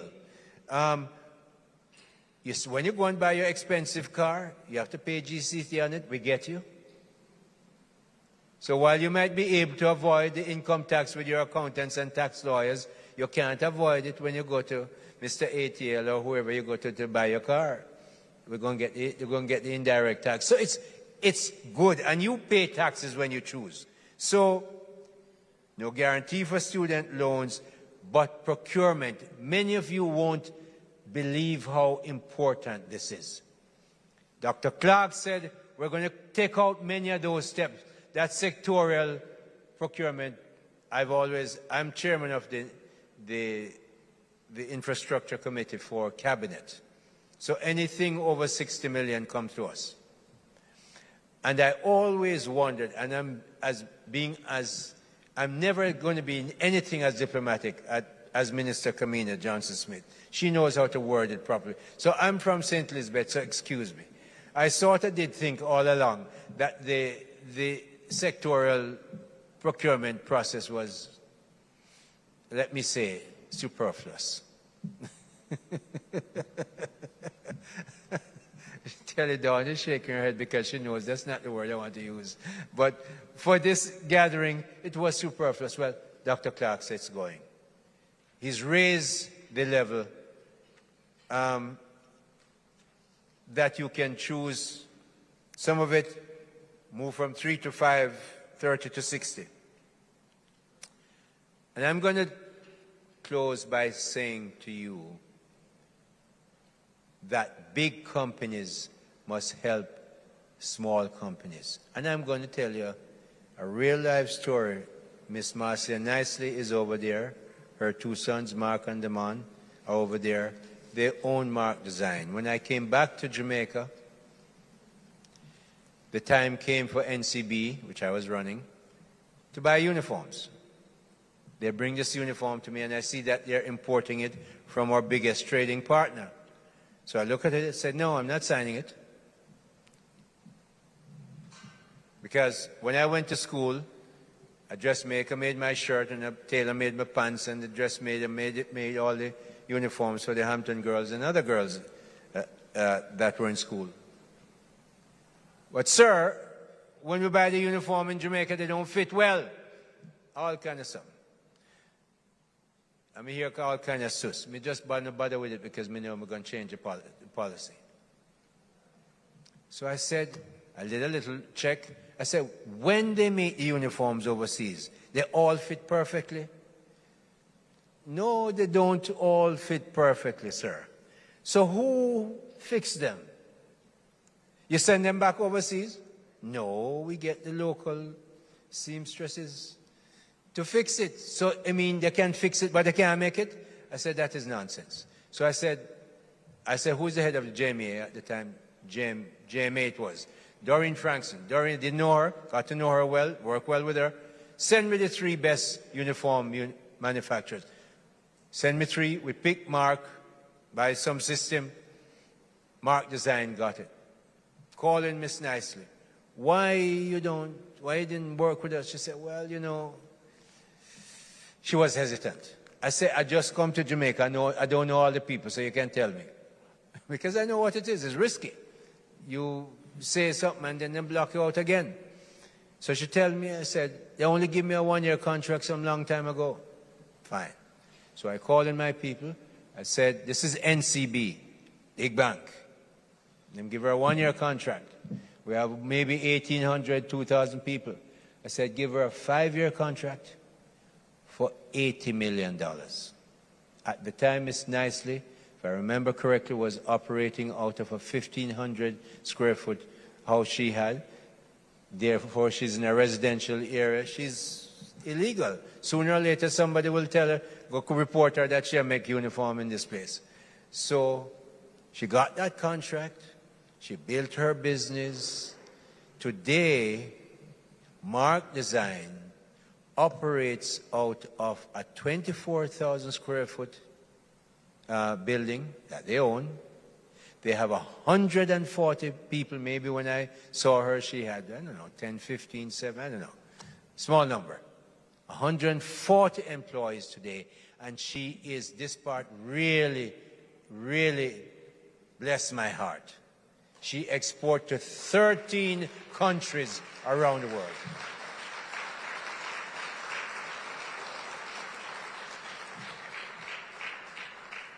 Jamaican government, through the Ministry of Industry, Investment and Commerce, is here to make sure we make your life better at business. We make sure through our agencies that you will do very well. Company's office is going to get better. You're going to sit in Dubai or Finland and do everything you want online, because that's how we're going to do it. Jumper is going to get better, and we're going to make sure iron sharpen iron, so we work with each other, we push each other, push higher up, not down. Not push aside, push up, so that we get better at it. And big businesses must work with small businesses to help them. And small businesses use the government facilities and step up to the plate, because no business, no big business want to work with shabby work done. So get efficient, get productive, and all of us help each other. Big help small, small. Oh, go to Mr. Mahfood. You know how?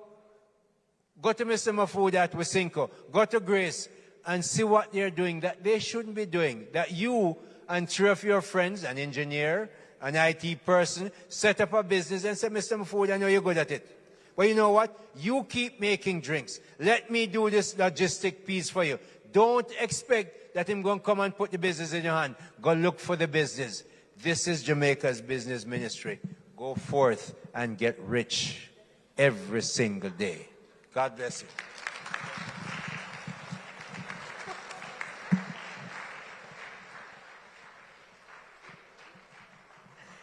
Drops mic and just hops off the stage like a true rock star. Ladies and gentlemen, I think by now I'm supposed to be telling you about where next year to see you, Senator, perform, because that was amazing.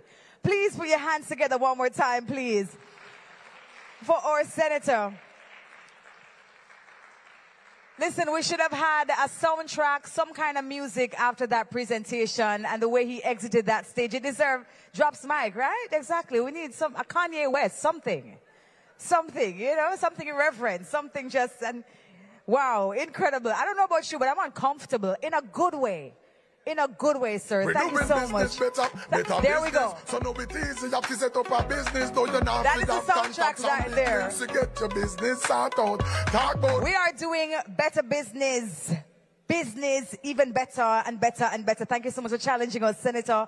Thank you so much for making it clear that we have no interest in being poor. And we need that printed on our shirts, sir. So I think we should advocate for that to be the next print. Yes. Shillette, we need that printed, right? We have no interest in being poor. I think that would be a hit. When Senator goes on tour, we can have that in the merch tent, right? There we go. Ladies and gentlemen, it's all about growing the economy. Thank you so much again, Minister, for your presentation. We are proud of the work from your ministry, and we welcome all the developments that benefit the business community, and we stand ready to work to meet our national objectives. Ladies and gentlemen, can we just give all our speakers a big, rousing round of applause for all the presentations? Thank you so much.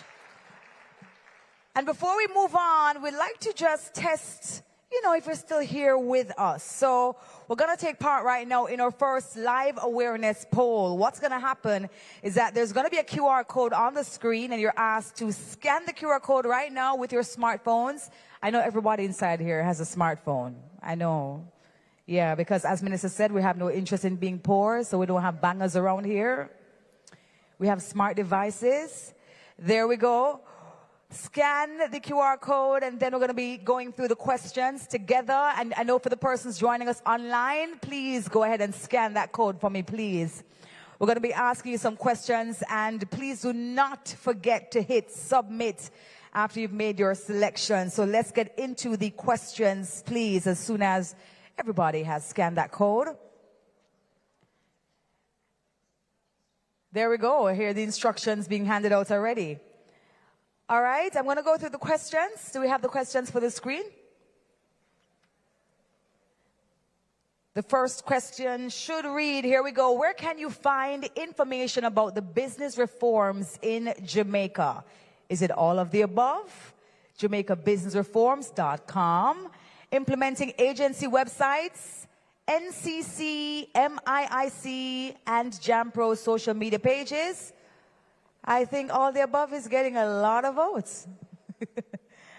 And that is question one. Question two. Question two.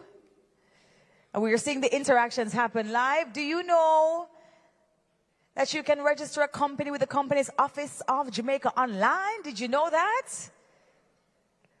Yes, I heard a little about it. No. The polls are coming in. Thank you so much for participating. Your feedback is very important to us. All right, next question. How aware are you of business reforms in Jamaica? As highlighted by the previous speakers, should be one previous speaker, but they're, previous speakers, three previous speakers. All right, it says, I know more than many. I'm a genius. I'm still learning. Unaware, basic knowledge. Go ahead and send in your responses, please. And we're getting the stage ready at this time, ladies and gentlemen, because we are indeed ready to build better businesses together. And by together, we mean a real partnership, including government, business leaders, and even our international development partners. So let us bring together some of our distinguished guests for our first panel discussion of the morning. The topic is, are we on the right track with business reforms? Now, this panel will be led by Latoya Richards-Franklin, Acting Chief Technical Director in the Ministry of Industry, Investment and Commerce. Latoya started her career in the field of economic analysis and policy research, working as a senior researcher at the Caribbean Policy Research Institute and later serving as senior economist at the Ministry of Industry, Investment and Commerce, focusing mainly on the special economic zones and the micro, small and medium-sized enterprises and entrepreneurship policies. She is a certified project management professional, PMP, and a ProSci certified change practitioner. She obtained her Master's of Science in Economics from the University of the West Indies, Mona, where she specialized in the fields of game theory and also monetary economics. She holds a Bachelor's of Science in Honors in Economics and also International Relations. Ladies and gentlemen, please put your hands together. Let's invite up to the stage at this time to moderate and manage this first panel discussion, Mrs. Richards-Franklin. She looks absolutely lovely. Here you go. Thank you so very much. Senator, the Honorable Aubin Hill, Minister of Industry, Investment and Commerce, Dr. Wayne Henry, Director General of the Planning Institute of Jamaica, Permanent Secretaries, Mrs. Shulette Cox, President of JAMPRO, representatives of the World Bank, heads of private sector organizations, members of the National Competitiveness Council, agency heads and teams from implementing agencies, stakeholders online and in person, media practitioners, distinguished ladies and gentlemen, great morning. Great morning. Awesome. And as we were told earlier, we are to respond by saying we're feeling airy when you're asked or you're feeling, so let me try. How are you feeling? Awesome. Like to hear that. I'm extremely grateful for the opportunity to moderate our first panel this morning. The focus is on a question which asks, are we on the right track for business reform? Now, during the discussion, our panelists will proffer views on varying aspects of the business environment reform. For one, we will look at the significance of the reform agenda and the areas with the greatest impact for the private sector. We will then look also on how the reform is propelling businesses and industries given the logistics-centered economy focus. And of course, we can't leave out what's happening globally in terms of AI and big data.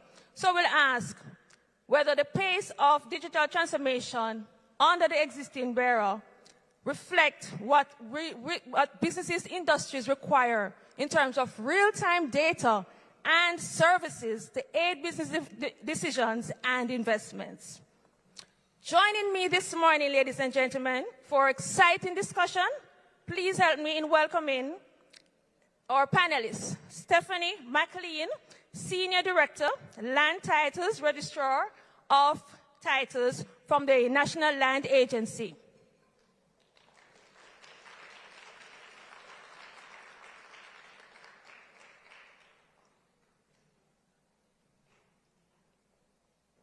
Welcome, Ms. McLean. Michi Siaga, President, Private Sector Organization of Jamaica.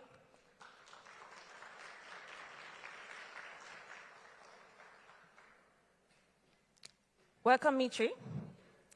Kelly Dawn Hamilton, CEO, JASEZA.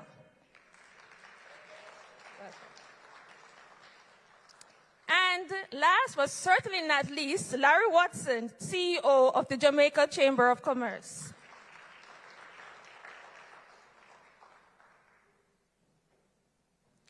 Welcome, Larry. So let's get right into our discussions with our first question that I'll pose to all our panelists. Why does Jamaica need a business environment reform agenda? I'll ask Mr. Watson to start us off with the discussion. Well, good morning, everybody. I think to grow, we need to ensure that all Jamaica is productive. And what the business reform agenda does, it has identified about 45 different touch points that this agenda focuses on across government ministries, across all areas of Jamaica, and it strives to get them more efficient. And in getting them more efficient, that stems itself into productivity. So in a simple example, if you're going to the tax office to renew your driver's license, or you're going to pass your car or license your car, if it's going to take you 4 hours to do that, that is not as efficient as it is going to take 1 hour. So what this reform agenda does, it identifies in many, many areas, you know, what the issues are, what the challenges are, and strives to make them more efficient. So that's what it does. Thank you so much, Kelly. Thank you so much. So why do we need a reform agenda? Simply because it provides the blueprint. It prioritizes for us, clearly sets out what we're going to focus our attentions on, having identified what our challenges are. So I think that is why. And an event such as this brings focus to it. It highlights what we have done, where we may have fallen short, and guides us in relation to where we need to go. So I think that is why the BERA is quite important. Awesome. Thank you so much, Mitri. Every day as business people, we run a race. And if there are roadblocks and stumbling blocks in the way of us running that race. We're going to run a slower time than our competitors who don't have those roadblocks. What business reform is about is clearing those roadblocks so that we have a clear, open road to run our race as fast as we can and as efficiently as we can. Thank you so much. Stephanie. Morning again, Latoya. Well, in any scenario, a comprehensive and a systematic approach is the best approach. And I believe that's what BERA is, especially for implementing agencies such as the National Land Agency. What we find is so critical to us is the enabling of the sourcing of critical and limited resources such as technical support and funding, and that support is we couldn't do without it. So for us, when we think of BERA, it's putting the right people in the right room at the right time and just enabling us to implement the reforms. Thank you so much. So I know most of what we're trying to do, will involve the focus on the private sector. And so I'd like to ask Larry and Mitri, as you know, the NCC focuses on governance, business process reengineering, digital transformation, and institutional strengthening in its reform agenda to improve the business processes, procedures, and to foster conducive competitiveness in terms of what we're doing in the business environment. Now, in your view, of all these areas, these 4 major planks, which has the greatest impact for the private sector? Metri, you first. So I would say that there is no one greater than the other. It's like if I ask you which of those 4 legs on that chair is the most important. If you take away one of them, the chair is less stable. I think it depends on your circumstance, it depends on your business model, it depends on your business. So how I would look at it is that they're all important to different people and to different circumstances and different scenarios. I think that our job is to get them all done in a timely manner. Thank you so much, Larry. And I think that's well said with the chair and the 4 legs. And I think one of the lessons that we have learned through the pandemic, for example, and it has accelerated this whole reform program, is the digitization of Jamaica. Mm-hmm. You know, that what it has really shown us is that where we had to walk into organizations to do things, it has really forced us to digitize, which has been part of the agenda in the first place, but it really just brought it to the front burner. So, you know, maybe today, one may have a better rating than yesterday, but overall, we need everything on the front burner and to be dealt with. And, you know, even with looking at the criteria and the 45 criteria, and you had an international ranking in the past, you know, it really focused us as to just getting them right. So all areas are equally important. Thank you so much. And Kelly Dawn, we want to know, based on the mix of variables in the reform agenda, are we selecting the right mix that will propel our industries and businesses in this day and age?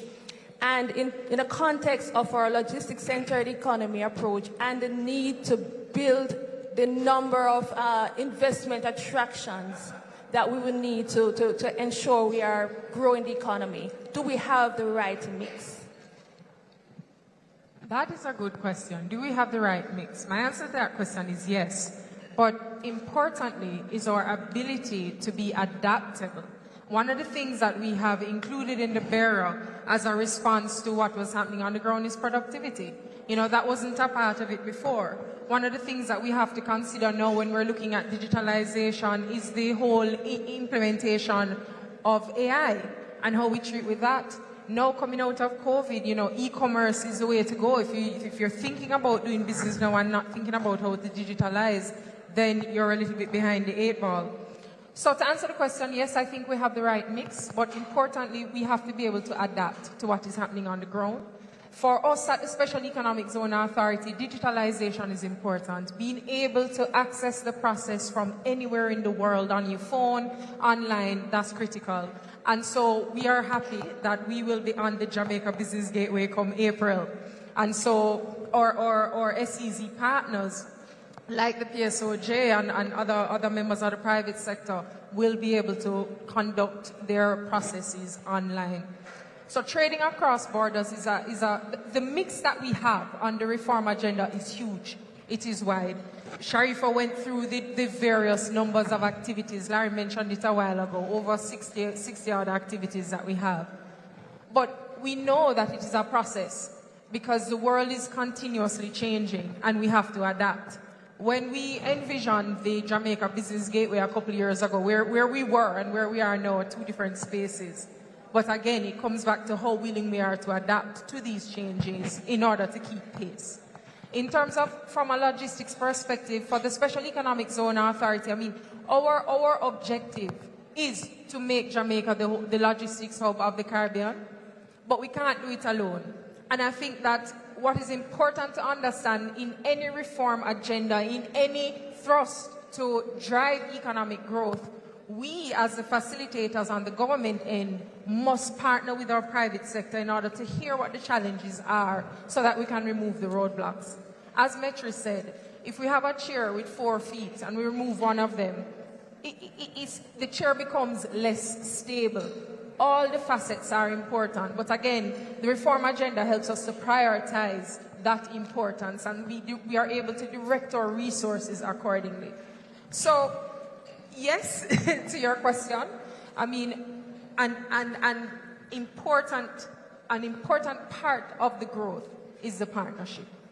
So we have to continue to work together, move together to assess what is and to determine where we're going. We have to live in the present and the future. This bearer is not a function of something that happened yesterday.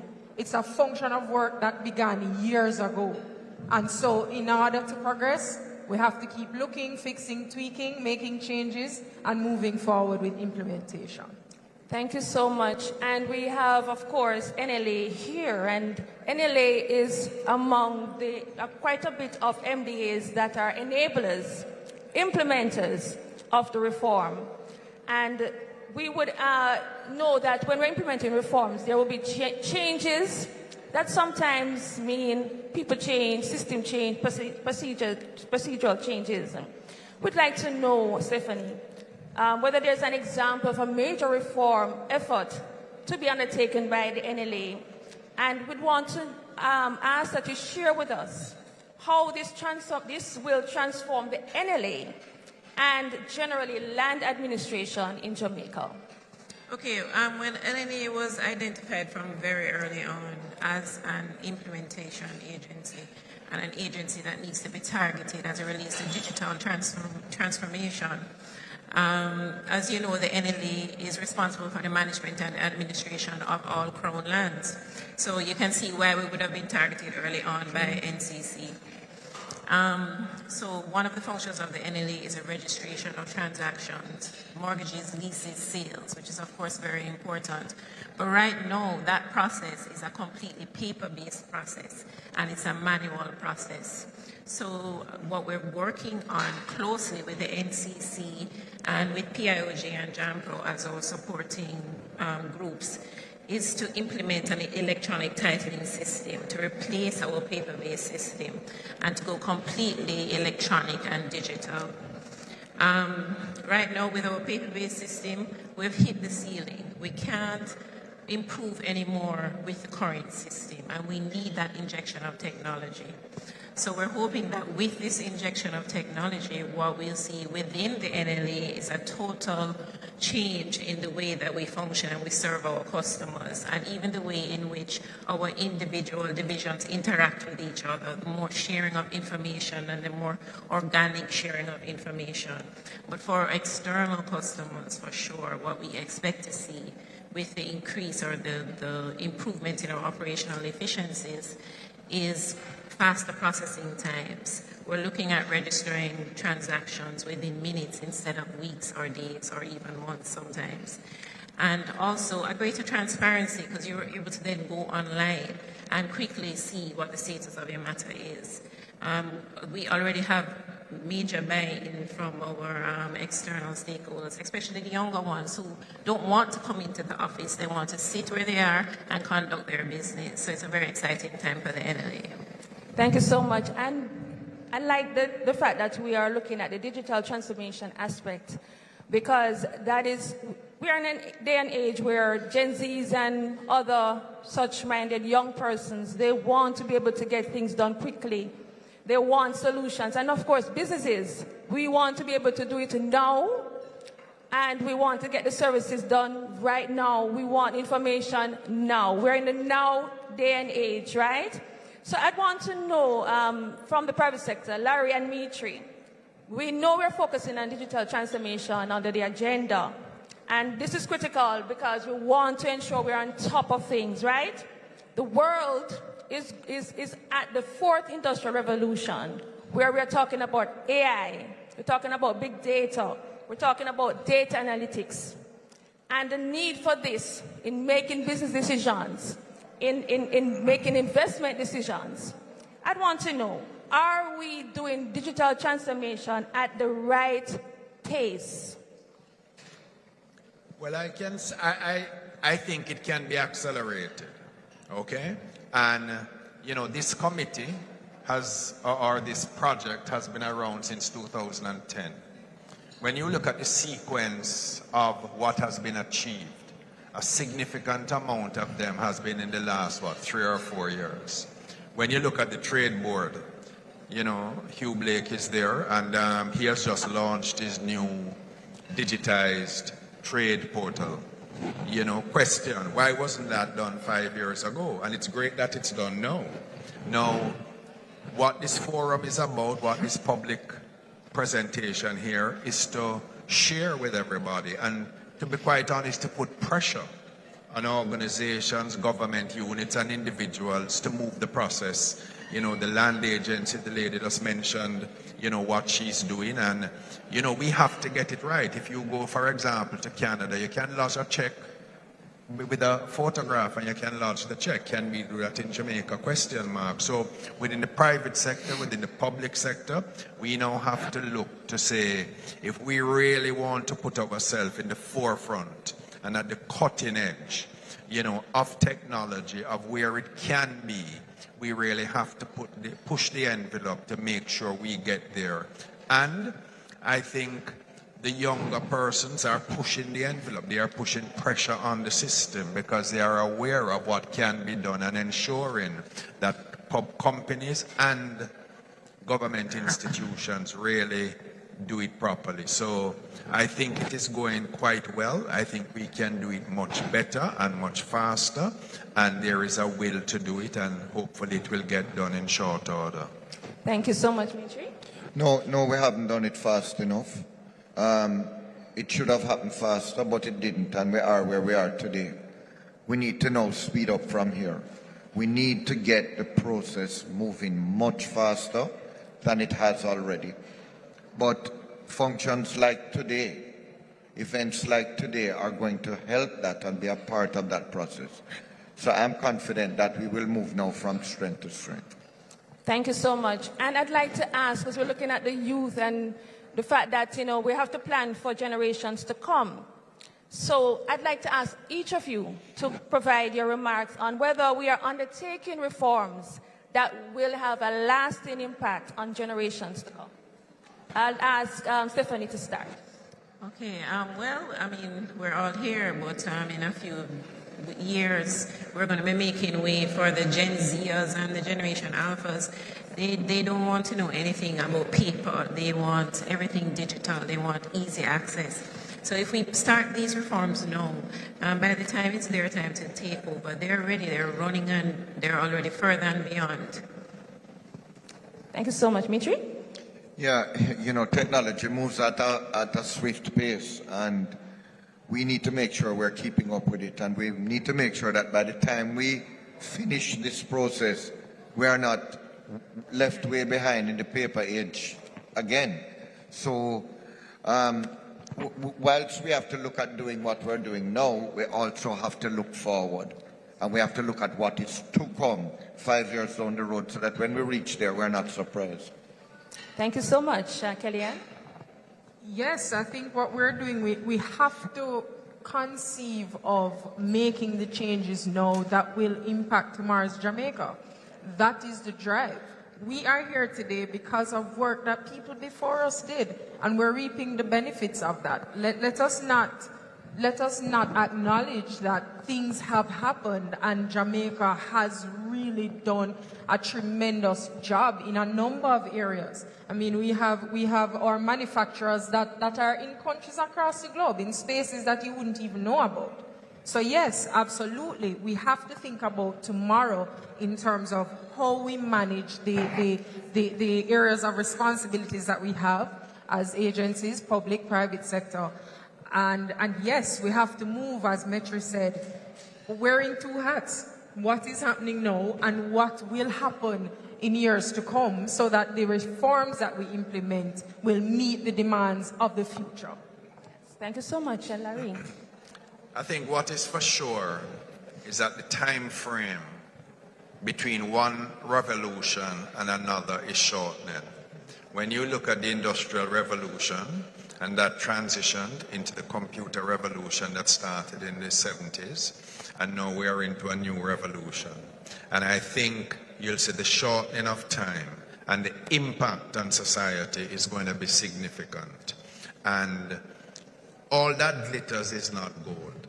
You know, we look at AI and we see it has good and it has bad. The truth of the matter is that AI has been around for some time.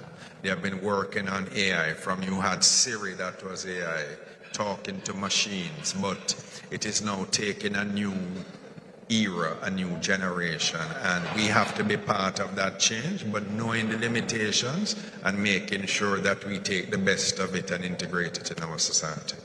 Thank you. And as we close, I'll ask each of you in 30 seconds or less to name one aspect of the business environment reform process that is going very well in your view. I'll ask Larry for you to start, and then we'll go ahead. What process is going very well? Well, I think the whole business reform, the whole digitization of the government and its processes are going well, and it's just up to the individual areas to ensure that they take it on to bring it home. Thank you, Kelly. I think the digitalization process is going well. I mean, certainly for us at the Special Economic Zone Authority, moving to a space where our application processes will be online is exciting for us. Thank you, Mitri. 100% of procurement, government procurement is now online. I think that's very important, and our ability to be able to pay our taxes all online is a big step in the right direction. Thank you so much. And Stephanie? I keep it close to home. The legislative reform that took place with the registration of property, that has we've definitely seen real benefits from that. Thank you so much. So, ladies and gentlemen, there you have it. We heard from some powerful minds. These are people who are senior officials, senior executives in organizations, and they are able to give you their point of view on the business reform agenda. We thank you so very much. Please give them a round of applause.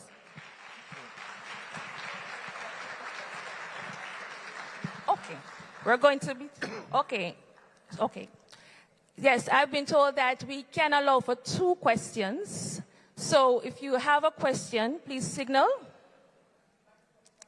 Right, we have a microphone right there for those that may want to ask a question, pose a question to our panelists. Not all at once.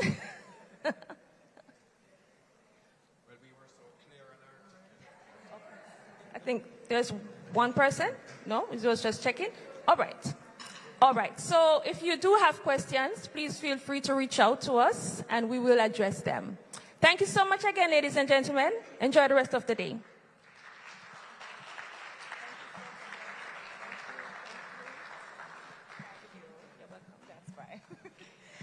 Ladies and gentlemen, please put your hands together once more, please, for our moderator, Latoya Richards Franklin, and our panelists as well. Wow, the information was so good. No questions, right? A lot of information to take in.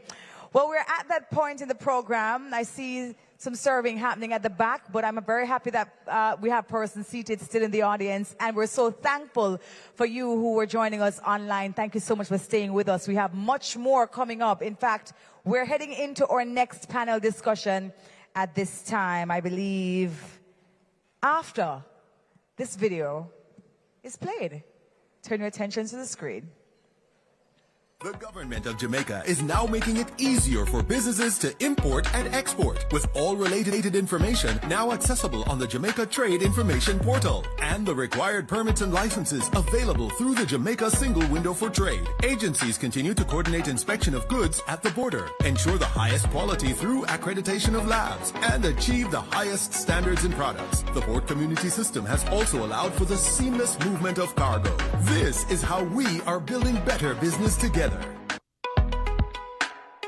Enter Jamaica's gateway for doing business. Access the government business services you need in a user-friendly, unified virtual space. The Jamaica Business Gateway. The JBG allows easier communication between you and government ministries, departments, and agencies. Submit applications online through simplified processes. Monitor their progress on one dashboard and gain faster approvals than before. Visit JamaicaBusinessGateway.com, your one-stop shop for government business, service, information, and processes.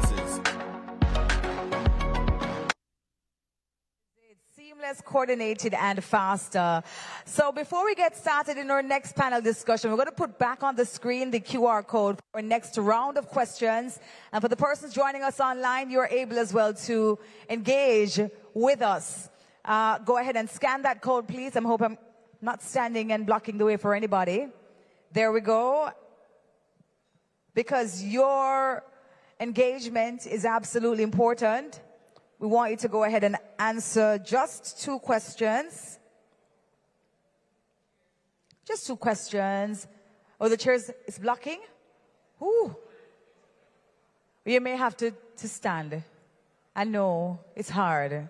You've been sitting all day. Have you gotten it? It's okay? Oh, it's blocking it still. All right, so here we are with the questions. Everybody's on now or no? Okay.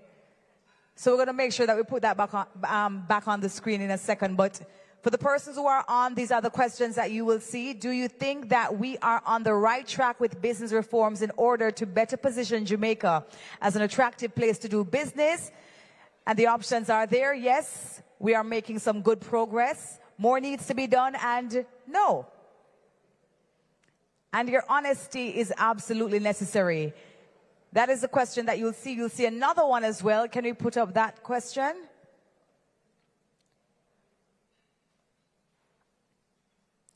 Have you seen progress in the business and investment landscape of Jamaica over the years? Yes, no, slow but steady, major improvements. Those are the questions that you will see. And we're going to put the QR code back up again. For the persons, you may have to stand if you're seated trying to do this, because the chairs are there and we're about to get started in our next panel discussion, so we can't move them just yet. So you may have to stand to get it. Don't you just love technology? To scan a bar and then you just lead you to a platform, ask you for your, you know, right? I love it. I just love that. All right, we're streaming online as well. Okay, ladies and gentlemen, we are moving on to our next panel discussion. It will be about capitalizing on business reforms to boost efficiency. We are so happy to have with us moderator Kenneth Reed, operations specialist from the Project Execution Unit. Kenneth is here. There he is. Please pardon me, I'm not working with a podium, so have to do this by hand, all right?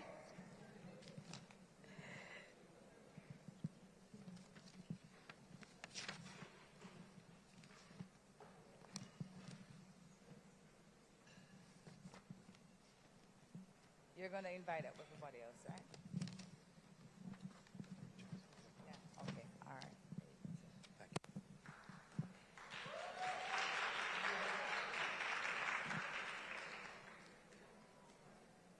Senator, the Honorable Auburn Hill, Minister of Industry, Investment and Commerce, Dr. Wayne Henry, Director General of the Planning Institute of Jamaica, Permanent Secretaries, Mr. Wayne Robertson and Mrs. Colette Robertson Risden, Mrs. Latoya Richards Franklin, Chief Technical Director in the Ministry of Industry, Investment and Commerce, Mrs. Shalette Cox, President of JAMPRO, representatives of the World Bank, members of National Competitiveness Council, agency heads, teams from implementing agencies, stakeholders, media practitioners, distinguished ladies and gentlemen, pleasant good morning. It's still morning, right? I've been told I have limited time, so let's move on. Today, we delve in a very prominent topic. We're looking at capitalizing on business reforms to boost efficiency. Jamaica's journey towards enhancing the business environment and climate within which the private sector operates through strategic reforms has been ongoing and steady. The government of Jamaica, alongside the indomitable private sector, has embarked on a transformative path. Through concerted efforts, the government is reshaping the landscape to foster an environment where efficiency, productivity, and service excellence are not merely goals, but form the very foundation of our economic ethos. Our distinguished panel today brings together a unique blend of perspectives from both government and the private sector, each playing an important role in steering these reforms to ensure that we can capitalize on improvements. It is my pleasure to introduce our panelists for today's conversation. First, we have Mr. Andre Williams. Mr. Williams is the Chief Information Officer at the Jamaica Customs Agency and the Project Manager for the Jamaica Single Window for Trade, JSWIFT. Mr. Williams' work at the JCA and JSWIFT is at the forefront of revolutionizing trade facilitation, making it more seamless for local and international businesses to navigate the complexities of customs and border control. Welcome. Joining him is Mrs. Janine Chin, Project Manager of the Jamaica Business Gateway, which is an initiative which demonstrates GOJ's commitment to creating a supportive ecosystem for businesses to thrive and the broader digitized Jamaica direction. Welcome, Janine. On the side of the private sector, we welcome Mr. Donovan Wignall, the President of MSME Alliance. Mr. Wignall, through the MSME Alliance's perspective, has a unique insight into the challenges and opportunities facing our micro, small, and medium-sized enterprises. Welcome, Donovan. And finally, Mr. Dean Bradshaw, who is the former chairman of the Construction Industry Council, who brings a critical perspective as it relates to infrastructural backbone, which relies on strategic reforms, but also is the foundation for sustaining growth. The construction sector, of course, is pivotal in shaping a resilient economy, and Mr. Bradshaw's experience will shed light on the synergies between infrastructure development and business efficiency. Welcome, Dean. Now, I look forward to what will be a stimulating and really insightful discussion. And as I considered, and I know the refreshments must be very good as persons gather at the back, but as I considered the topic this morning, I remembered my own transition, and it may seem a bit off base, my own transition from primary school to high school. How does this connect back to capitalizing on business reforms to boost efficiency? Persons who are primary school goers in Jamaica will be able to connect with this. And I hope we have some primary school goers here this morning. Yes? And Debbie, when we played the national anthem this morning, primary school children, we love the national anthem. And we have a special part that we love within the national anthem. Yes? Jamaica. I actually thought that was a part of the national anthem until I went to my proper high school and that first devotion. And it got to my favorite part, Jamaica, and I was the only one. The only one echoing the boom. What is a reform? A reform is a change towards improvement, but sometimes it's not really a change, you just didn't know. And that's why this morning we're going to talk a little more about awareness, because the only way we can capitalize is if we are aware. So, let's move into it. I want to start by asking our government panel representatives to talk a bit about what are some of the most impactful reforms that are already in place or in progress that we think will have this positive impact or effect on the private sector. Janine, I'm going to ask if you can start. All right, thanks for the question. So my initiative is the Jamaica Business Gateway. And when you really consider what kind of reform, what change is coming about, it goes to the very onus of what we spoke about this morning, doing business better and having better business in totality. And what that means for us is taking the pain points out of the application processes. As businesses, we have enough to worry about, so it gets very frustrating when you have these tons of papers and you're running from agency to agency. And so what the Business Gateway does is simplifies all of that. It's looking at the processes, seeing how do we get these online. And when we're working with all of government, of course, everyone is at different stages. Some processes are completely manual. You can't even download it from the internet. You have to go into the office. What we've been able to do is look at the processes, work with the agencies, as well as the private sector to say, what is it that makes this easier for you? And rework it completely. And so now, when we started the project, we started with looking at just 8 processes we'd put online. I'm very happy to know that come June, we'll have in excess of 45, where you're able to go online, you're able to see the information, because that's also another pain point, being able to understand what the steps are. So you can go to JamaicaBusinessGateway.com, look at what's involved, everything from starting to closing a business, understand the processes, start the applications, and have everything done online all the way through to decision. No more picking up the phone to find out where is my process. You're able to see all of that, track everything, and have everything done easier and better. Thank you. Perfect, perfect. Andre, your perspective. Well, as we know, cross-border trade involves obtaining approval from just about 22 different government agencies by way of a license, a permit, a certificate, or any other approval.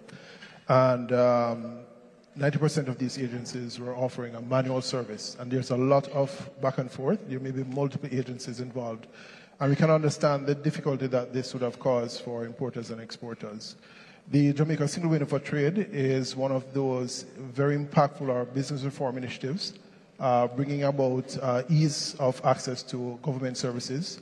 It's slated to digitize the services, not just digitize, but to reform and improve the services, removing redundancies where it is necessary, and streamlining processes between 20 different government agencies. Giving a full digital experience, ensuring that the information that is submitted only once, and passed, of course, importantly to customs for the processing of goods, whether it is import or export. We did hear the Minister speaking profoundly about the need for growth of the export market, and a number of services have been introduced which simplifies export, obtaining the certificate of origin from the Trade Board, for example, That service is now fully digitized and allows for exporters to gain ease of access into other countries. Of course, the certificates are now simplified and can be validated, and now it becomes a trusted point of truth. So that is business reform in terms of improving the service, ease of access, single payment, and of course, routing it to the respective government agencies, irrespective of who they are. It should be simple for our importers and exporters. Okay. We're hearing a strong undertone of efficiencies. When the private sector looks at the body of reforms, what we're hearing, what we're experiencing, and the minister spoke about this, about the bottom line. Are these reforms in line with creating the greatest impact to your bottom line? When you think about your members at MSME Alliance or at CIC, what is the thought? Is it in line? Is it really going to help your bottom line as a private sector? Who was that? Dean? Yeah. Well, the process is important, yes, because it is in line with helping the bottom line, because efficiency is key. It helps productivity. In the construction sector, approval process is a big thing, trying to streamline it and get it quickly, making the transition from design to execution to completion. And, time is money. So, yes, the reform is important, and it's taking a step towards where we want to be. And there's still a journey to do. Even in the discussion before, the pace of digitalization needs to increase. So I would say yes, it will help the bottom. There are measures being put in place, not as quickly as you'd want it, but a step in the right direction. And events like this help to bring awareness and highlight things that we need to improve on and where we need to go. So. Thank you, Dean. Donovan, from the MSME Alliance's perspective. Well, entrepreneurs in general, the business community, and not just small business, but the entire country alike, would like to have systems and procedures in government that facilitates doing business and doing business efficiently. Efficiency in interacting with the various government departments does automatically translate to your bottom line. If you are using resources to stand in line, to sit and wait on something that really you should not be waiting on, processes that have you going back and forth unnecessarily, you're wasting time, and literally time is money. I was in a forum with the Prime Minister a couple of months ago, and he was addressing the very same issue. And his exact words were, if the process does not align with the outcome, then we need to rework the entire system to ensure that the processes align with the outcome. Now, I've been fortunate enough to have been working with the system, not just customs alone. Andre has seen me, from the very dark ages up until this point. And you could be walking on water yesterday, but today you're sinking like a stone. And that's how technology is. I've seen, the various government departments, the tax office, the customs department, the office of registrar of company, Ministry of Health, the trade board, Ministry of Agriculture. All of these places move leaps and bounds over the years. But what is that we need now? And with the fast pace of business, with the fast pace of business requirements, with the new type of entrepreneurs that we have, and with AI and all of that, we're going to ask some more. So the fact that you were here yesterday, you want more today. So the systems have to constantly evolve to satisfy the new requirements. The new entrepreneur, new business requirements, the evolving business requirements is something that, on a whole, not just the government, but even businesses themselves have to look at and have to adapt, not periodically, but constantly, to make sure that they're delivering what the clients want. And we could be government clients or we could be business clients, but definitely we have to be at a place where we constantly evolve. COVID, if I might just quickly say, caused us to move leap and bound over a very short period of time. But I think that now a lot of those things have become obsolete, so we need to look at new ways, new systems of doing business. Thank you, Donovan. So we are hearing the pace and the need for change and the fact that the process must be aligned to the outcome. Absolutely. From the government perspective, are the expected results that we want to see as it relates to these reforms for the private sector, to what extent are we in line with those? And then I want to hear from the private sector panelists to see to what extent are the reforms really being responsive to those needs. So your expectations and what it is that the reforms are intended to do. And let us see if we have some alignment. What is intended from the JBG? What's intended from J-SWIFT? And is it really serving the private sector's greatest purpose and solving some of those greatest pain points? Well, what I could say about that is an instrumental step for us was consultation with the private sector. And some of the very pain points just experienced and some of the realities we have to confront were brought right on the table. We're in a fast-changing world. There's a need to be able to have agility and a synchronicity to what's being done. And so even in the development of the gateway, one thing that was very important for us is that we didn't duplicate efforts. We looked at what was happening with other government portals. We looked at the various processes and we saw ways in which we could improve not just the efficiency of the individual processes, but across other agencies.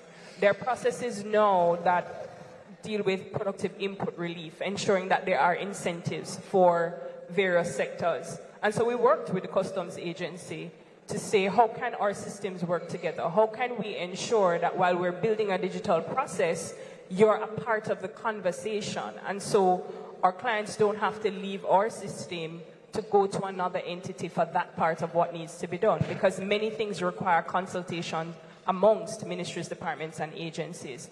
So what's very critical is that feedback that the private sector shares and having the early conversations to ensure, as we're putting these things in place, it's really serving the purpose that's required and it can sustain as we go forward in the future. Thank you, Janine. Andre, from the JSA, from the customs perspective, what's the intention? What is expected? It's very much aligned. Simplified processes that are easily accessible, reduce costs, transparency and accountability, and greater coordination between the respective agencies who are involved in the process. We've seen this at the forefront of the needs of our traders, and we have been working not just to identify the needs of the BRAs in terms of digitizing their processes, but looking at the pain points for the traders and ensuring that we also meet their needs. At the end of the day, the services that are being provisioned are to be used by them, and is to satisfy the regulatory requirements. And we find that the simpler the processes are, removing mundane requirements as well, digitizing and moving data between agencies, for example, fully integrated with the Companies Office of Jamaica, fully integrated with the tax administration, with the customs system. So we only request what is required for the agency to carry out their function and ensure that we don't request the same data at another point in the process. And so we've seen a simplification of the process or the services that are being delivered. And then now it comes to the whole matter of the timeliness, the efficiency. That's what comes into scope. And we've been working with the respective agencies now to improve on the turnaround time. Donovan just mentioned it. It may have been at 48-hour service, now we're at 24 hours, now we're down to one bit within a business day. He's going to need it back in an hour. So how can we improve our processes while still carrying out our regulatory functions? And so we are always in that constant process of improvement. Thank you, Andre. Constant improvement, need for feedback.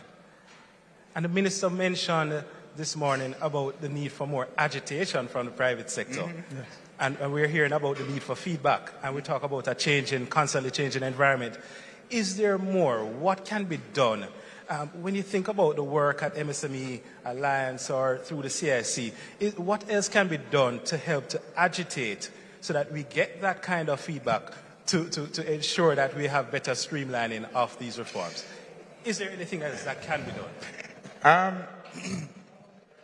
as far as agitation is concerned, I mean, and as far as engagement is concerned, I think we are there. They have engaged us, the private sector, I think, on every single committee. And when I look around the room, I see the JAMPRO people, Sharif, we're there. And I just want to commend the minister for his style of management. He brings a very private sector style to, a government situation, which is actually very good. As far as agitation is concerned, I mean, people can say sometimes that probably I'm one of the most miserable people on some of those committees because I ask those questions and we demand a lot of stuff. Unfortunately for us, I mean, those things are considered. And, I like the mode of consultation that has been taking place, and I like the fact that there are finite timelines for implementing everything that is suggested in the group.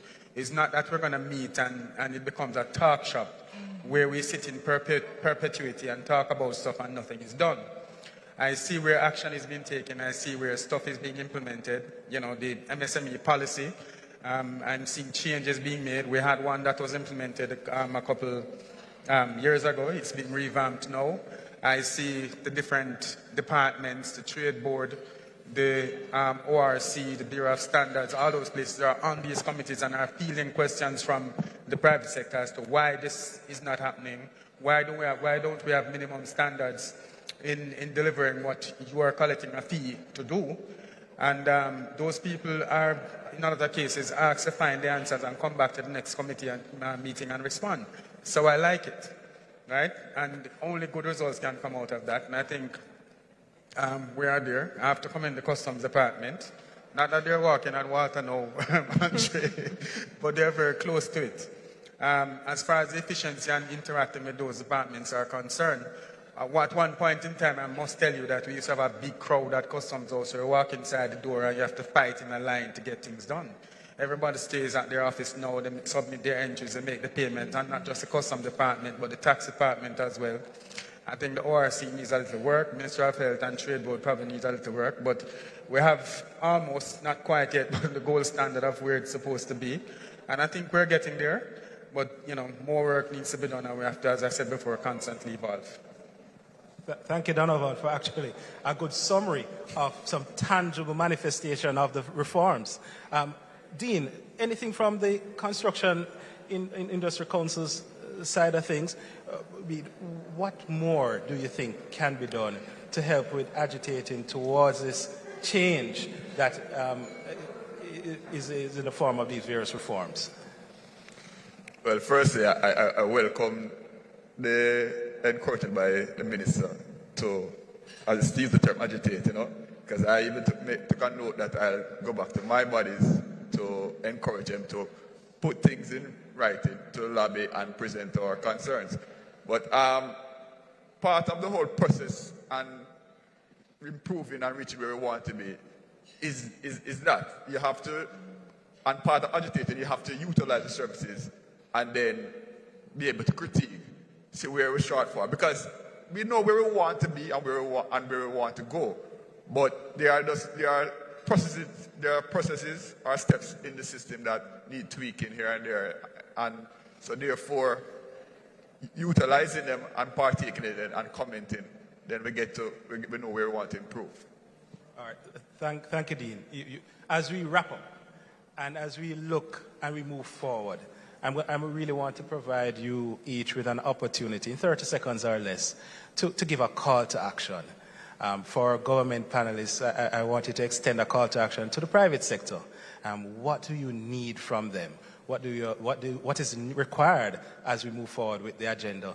But from our private sector panelists, I want you to say something to government, but also to your peers as it relates to moving forward. And I'll invite Dean and then Donovan to go.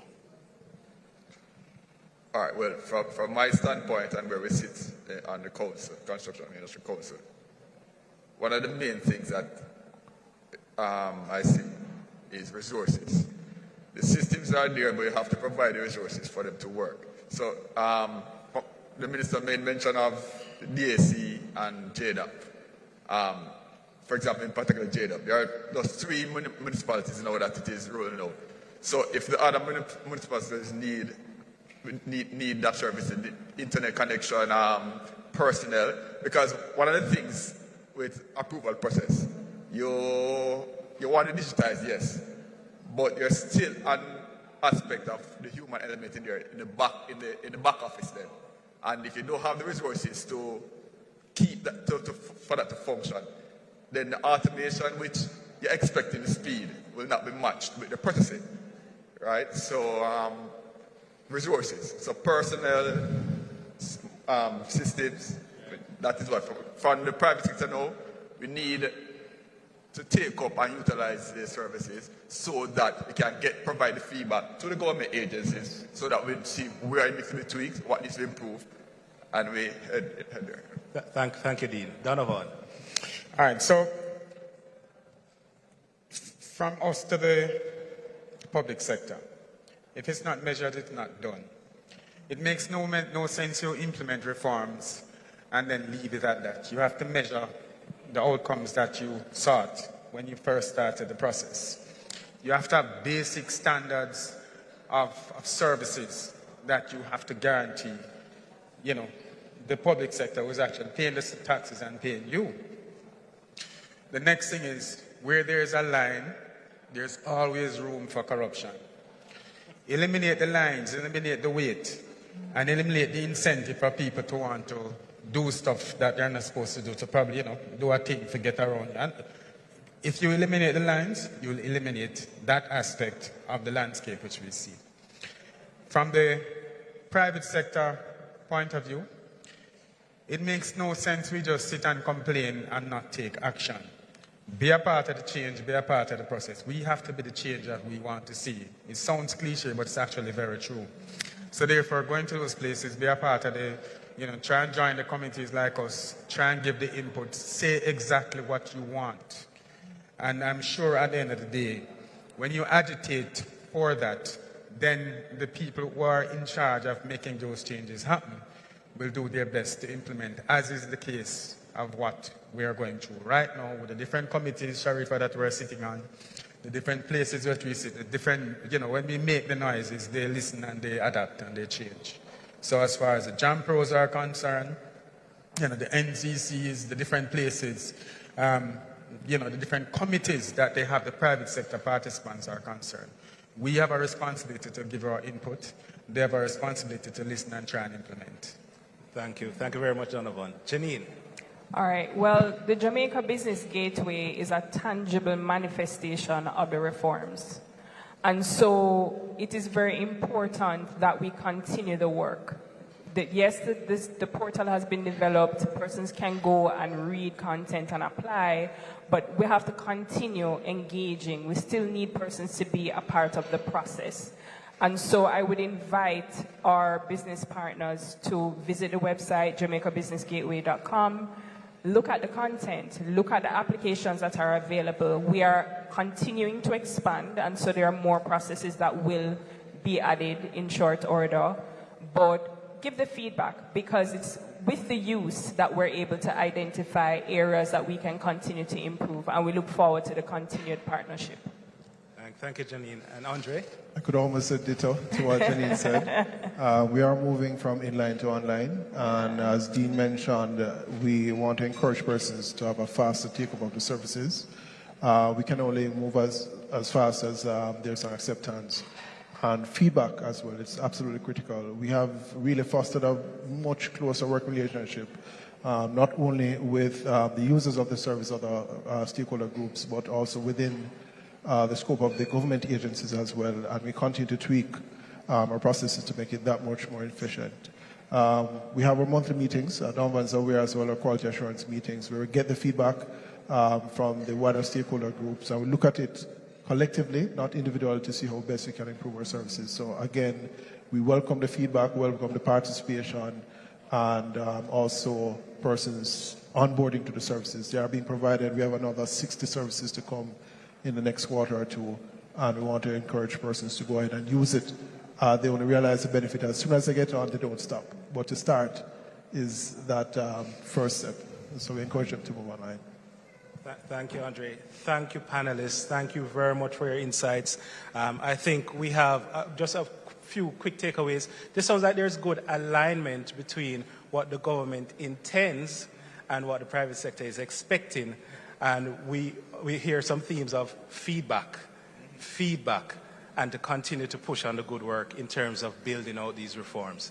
So thanks again, panelists, and thank you, participants, for engaging. Before we leave, I believe we are taking questions from the audience or from online, if there are any. All right. I'm going to say that you did well. There are no questions. So thanks again.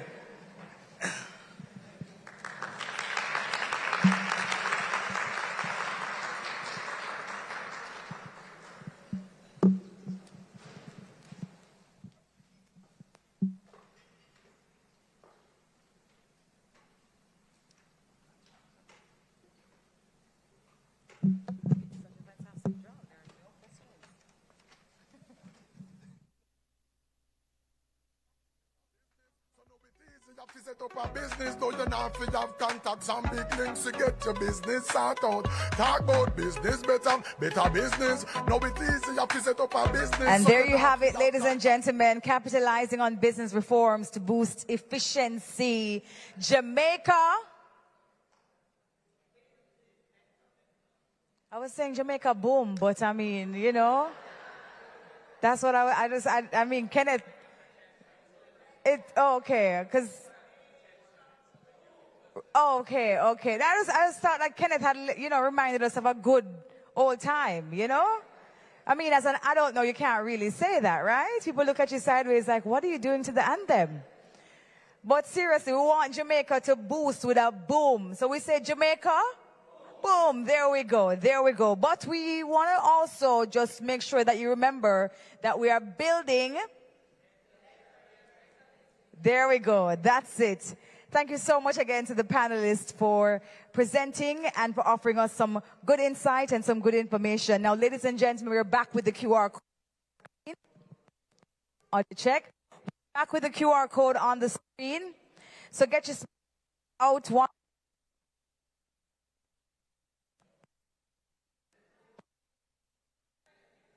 On the check.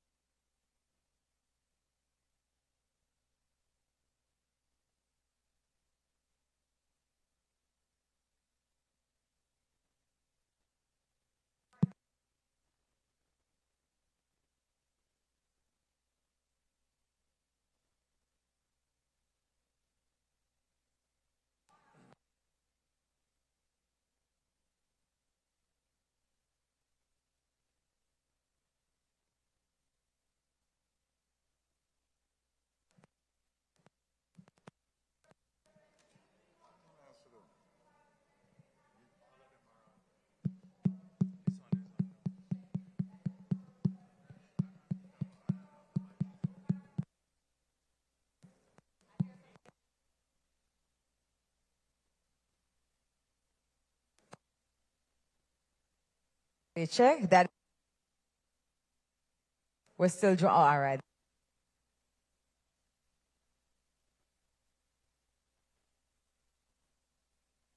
Question.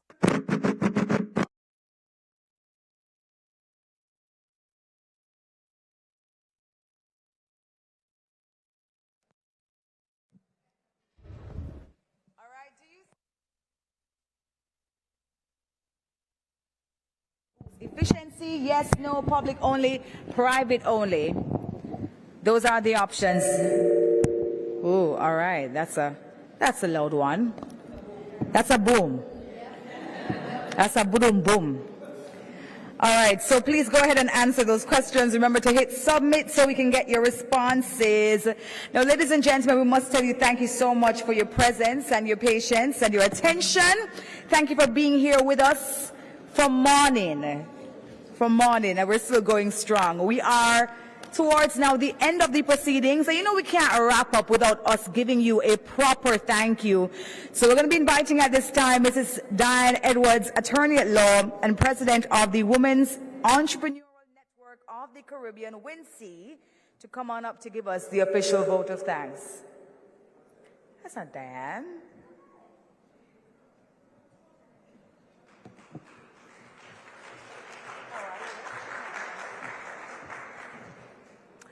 Good afternoon. Thank you all for staying and being here with us. All acknowledgements and all protocols have been observed, so I can just say that this has been a wonderful afternoon. I know that you have come here and you have left, you're going to leave with an immense amount of knowledge. During the course of the morning, what I'd like to think are the golden nuggets that we gained from all of this information. The minister left us with some targets. He threw down a challenge. He indicated to us that we should go forth and be rich. He wanted us also to recognize as private sector individuals that we need to utilize what this agenda has given to us. The challenge is that we cannot be complacent. The government has put in place certain strategies and they're continuing to ensure that there's change, but we need to challenge, we need to communicate, and that does not mean to be miserable. We need to agitate. Agitate and being miserable are two different things. We need to offer constructive criticism, because in the end, what we're trying to do as private and public sector is to ensure that in the end, efficiency leads to productivity that leads to us all being rich, richer. Okay, so it's an ongoing process. So, ladies and gentlemen, I want to say thank you. And one of the things we need to recognize, JAMPRO, the ministry, and the implementing agencies, is that as private sector, we are so grateful for what you're doing. I don't think anybody has indicated how happy we are that we're working together in a spirit of consensus and collaboration. So the thank you is not only for your presence, but also for the work that you're doing. And also for what I don't think we are recognizing, that Jamaica is on a path to being the gold standard for all the other Caribbean countries. And we want to thank you again for laying that benchmark down and that challenge for others to follow. Thank you so much.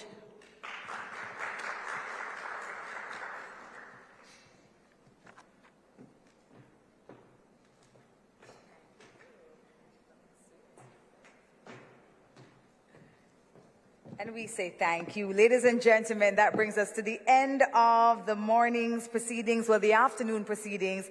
We say thank you again for being here with us. We look forward to the continued partnership between the government and the private sector as we build better businesses together. We know the discussions will continue because we're inviting you all to stay behind, enjoy some refreshments, network, have conversations, and make sure that you connect with someone before you do leave. Also, for the videos that we saw earlier on the screen, and I believe there are several more online, we encourage you all to visit JAMPRO website and also the JAMPRO TV platform on YouTube, where you'll see all the videos there. And we cannot wrap up without hearing the full version of this song by Agent Sasco. They have a music, right? Exactly. Where's the music video? Mrs. Cox. So no it easy, let us talk about it. We gotta build it, right? Ladies and gentlemen, it has been my pleasure to be here with you. My name is Debbie Bissoon. Have a wonderful rest of the day.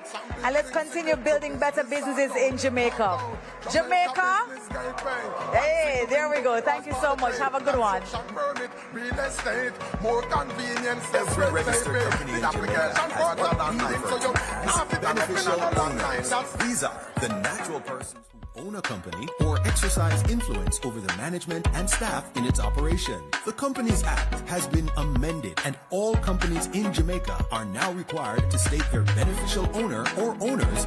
Doing so allows for transparency, accountability, and the protection of all owners of the company. It also promotes Jamaica as a safe place for investments, improves the international reputation of our business and financial sectors, and creates opportunities for Jamaican companies to trade and be more financially included. While this is not required for persons registering business names, companies must provide information about their beneficial owners. Visit bohubjamaica.com or contact the Companies Office of Jamaica to learn more. This is how you and the government of Jamaica will build better business together.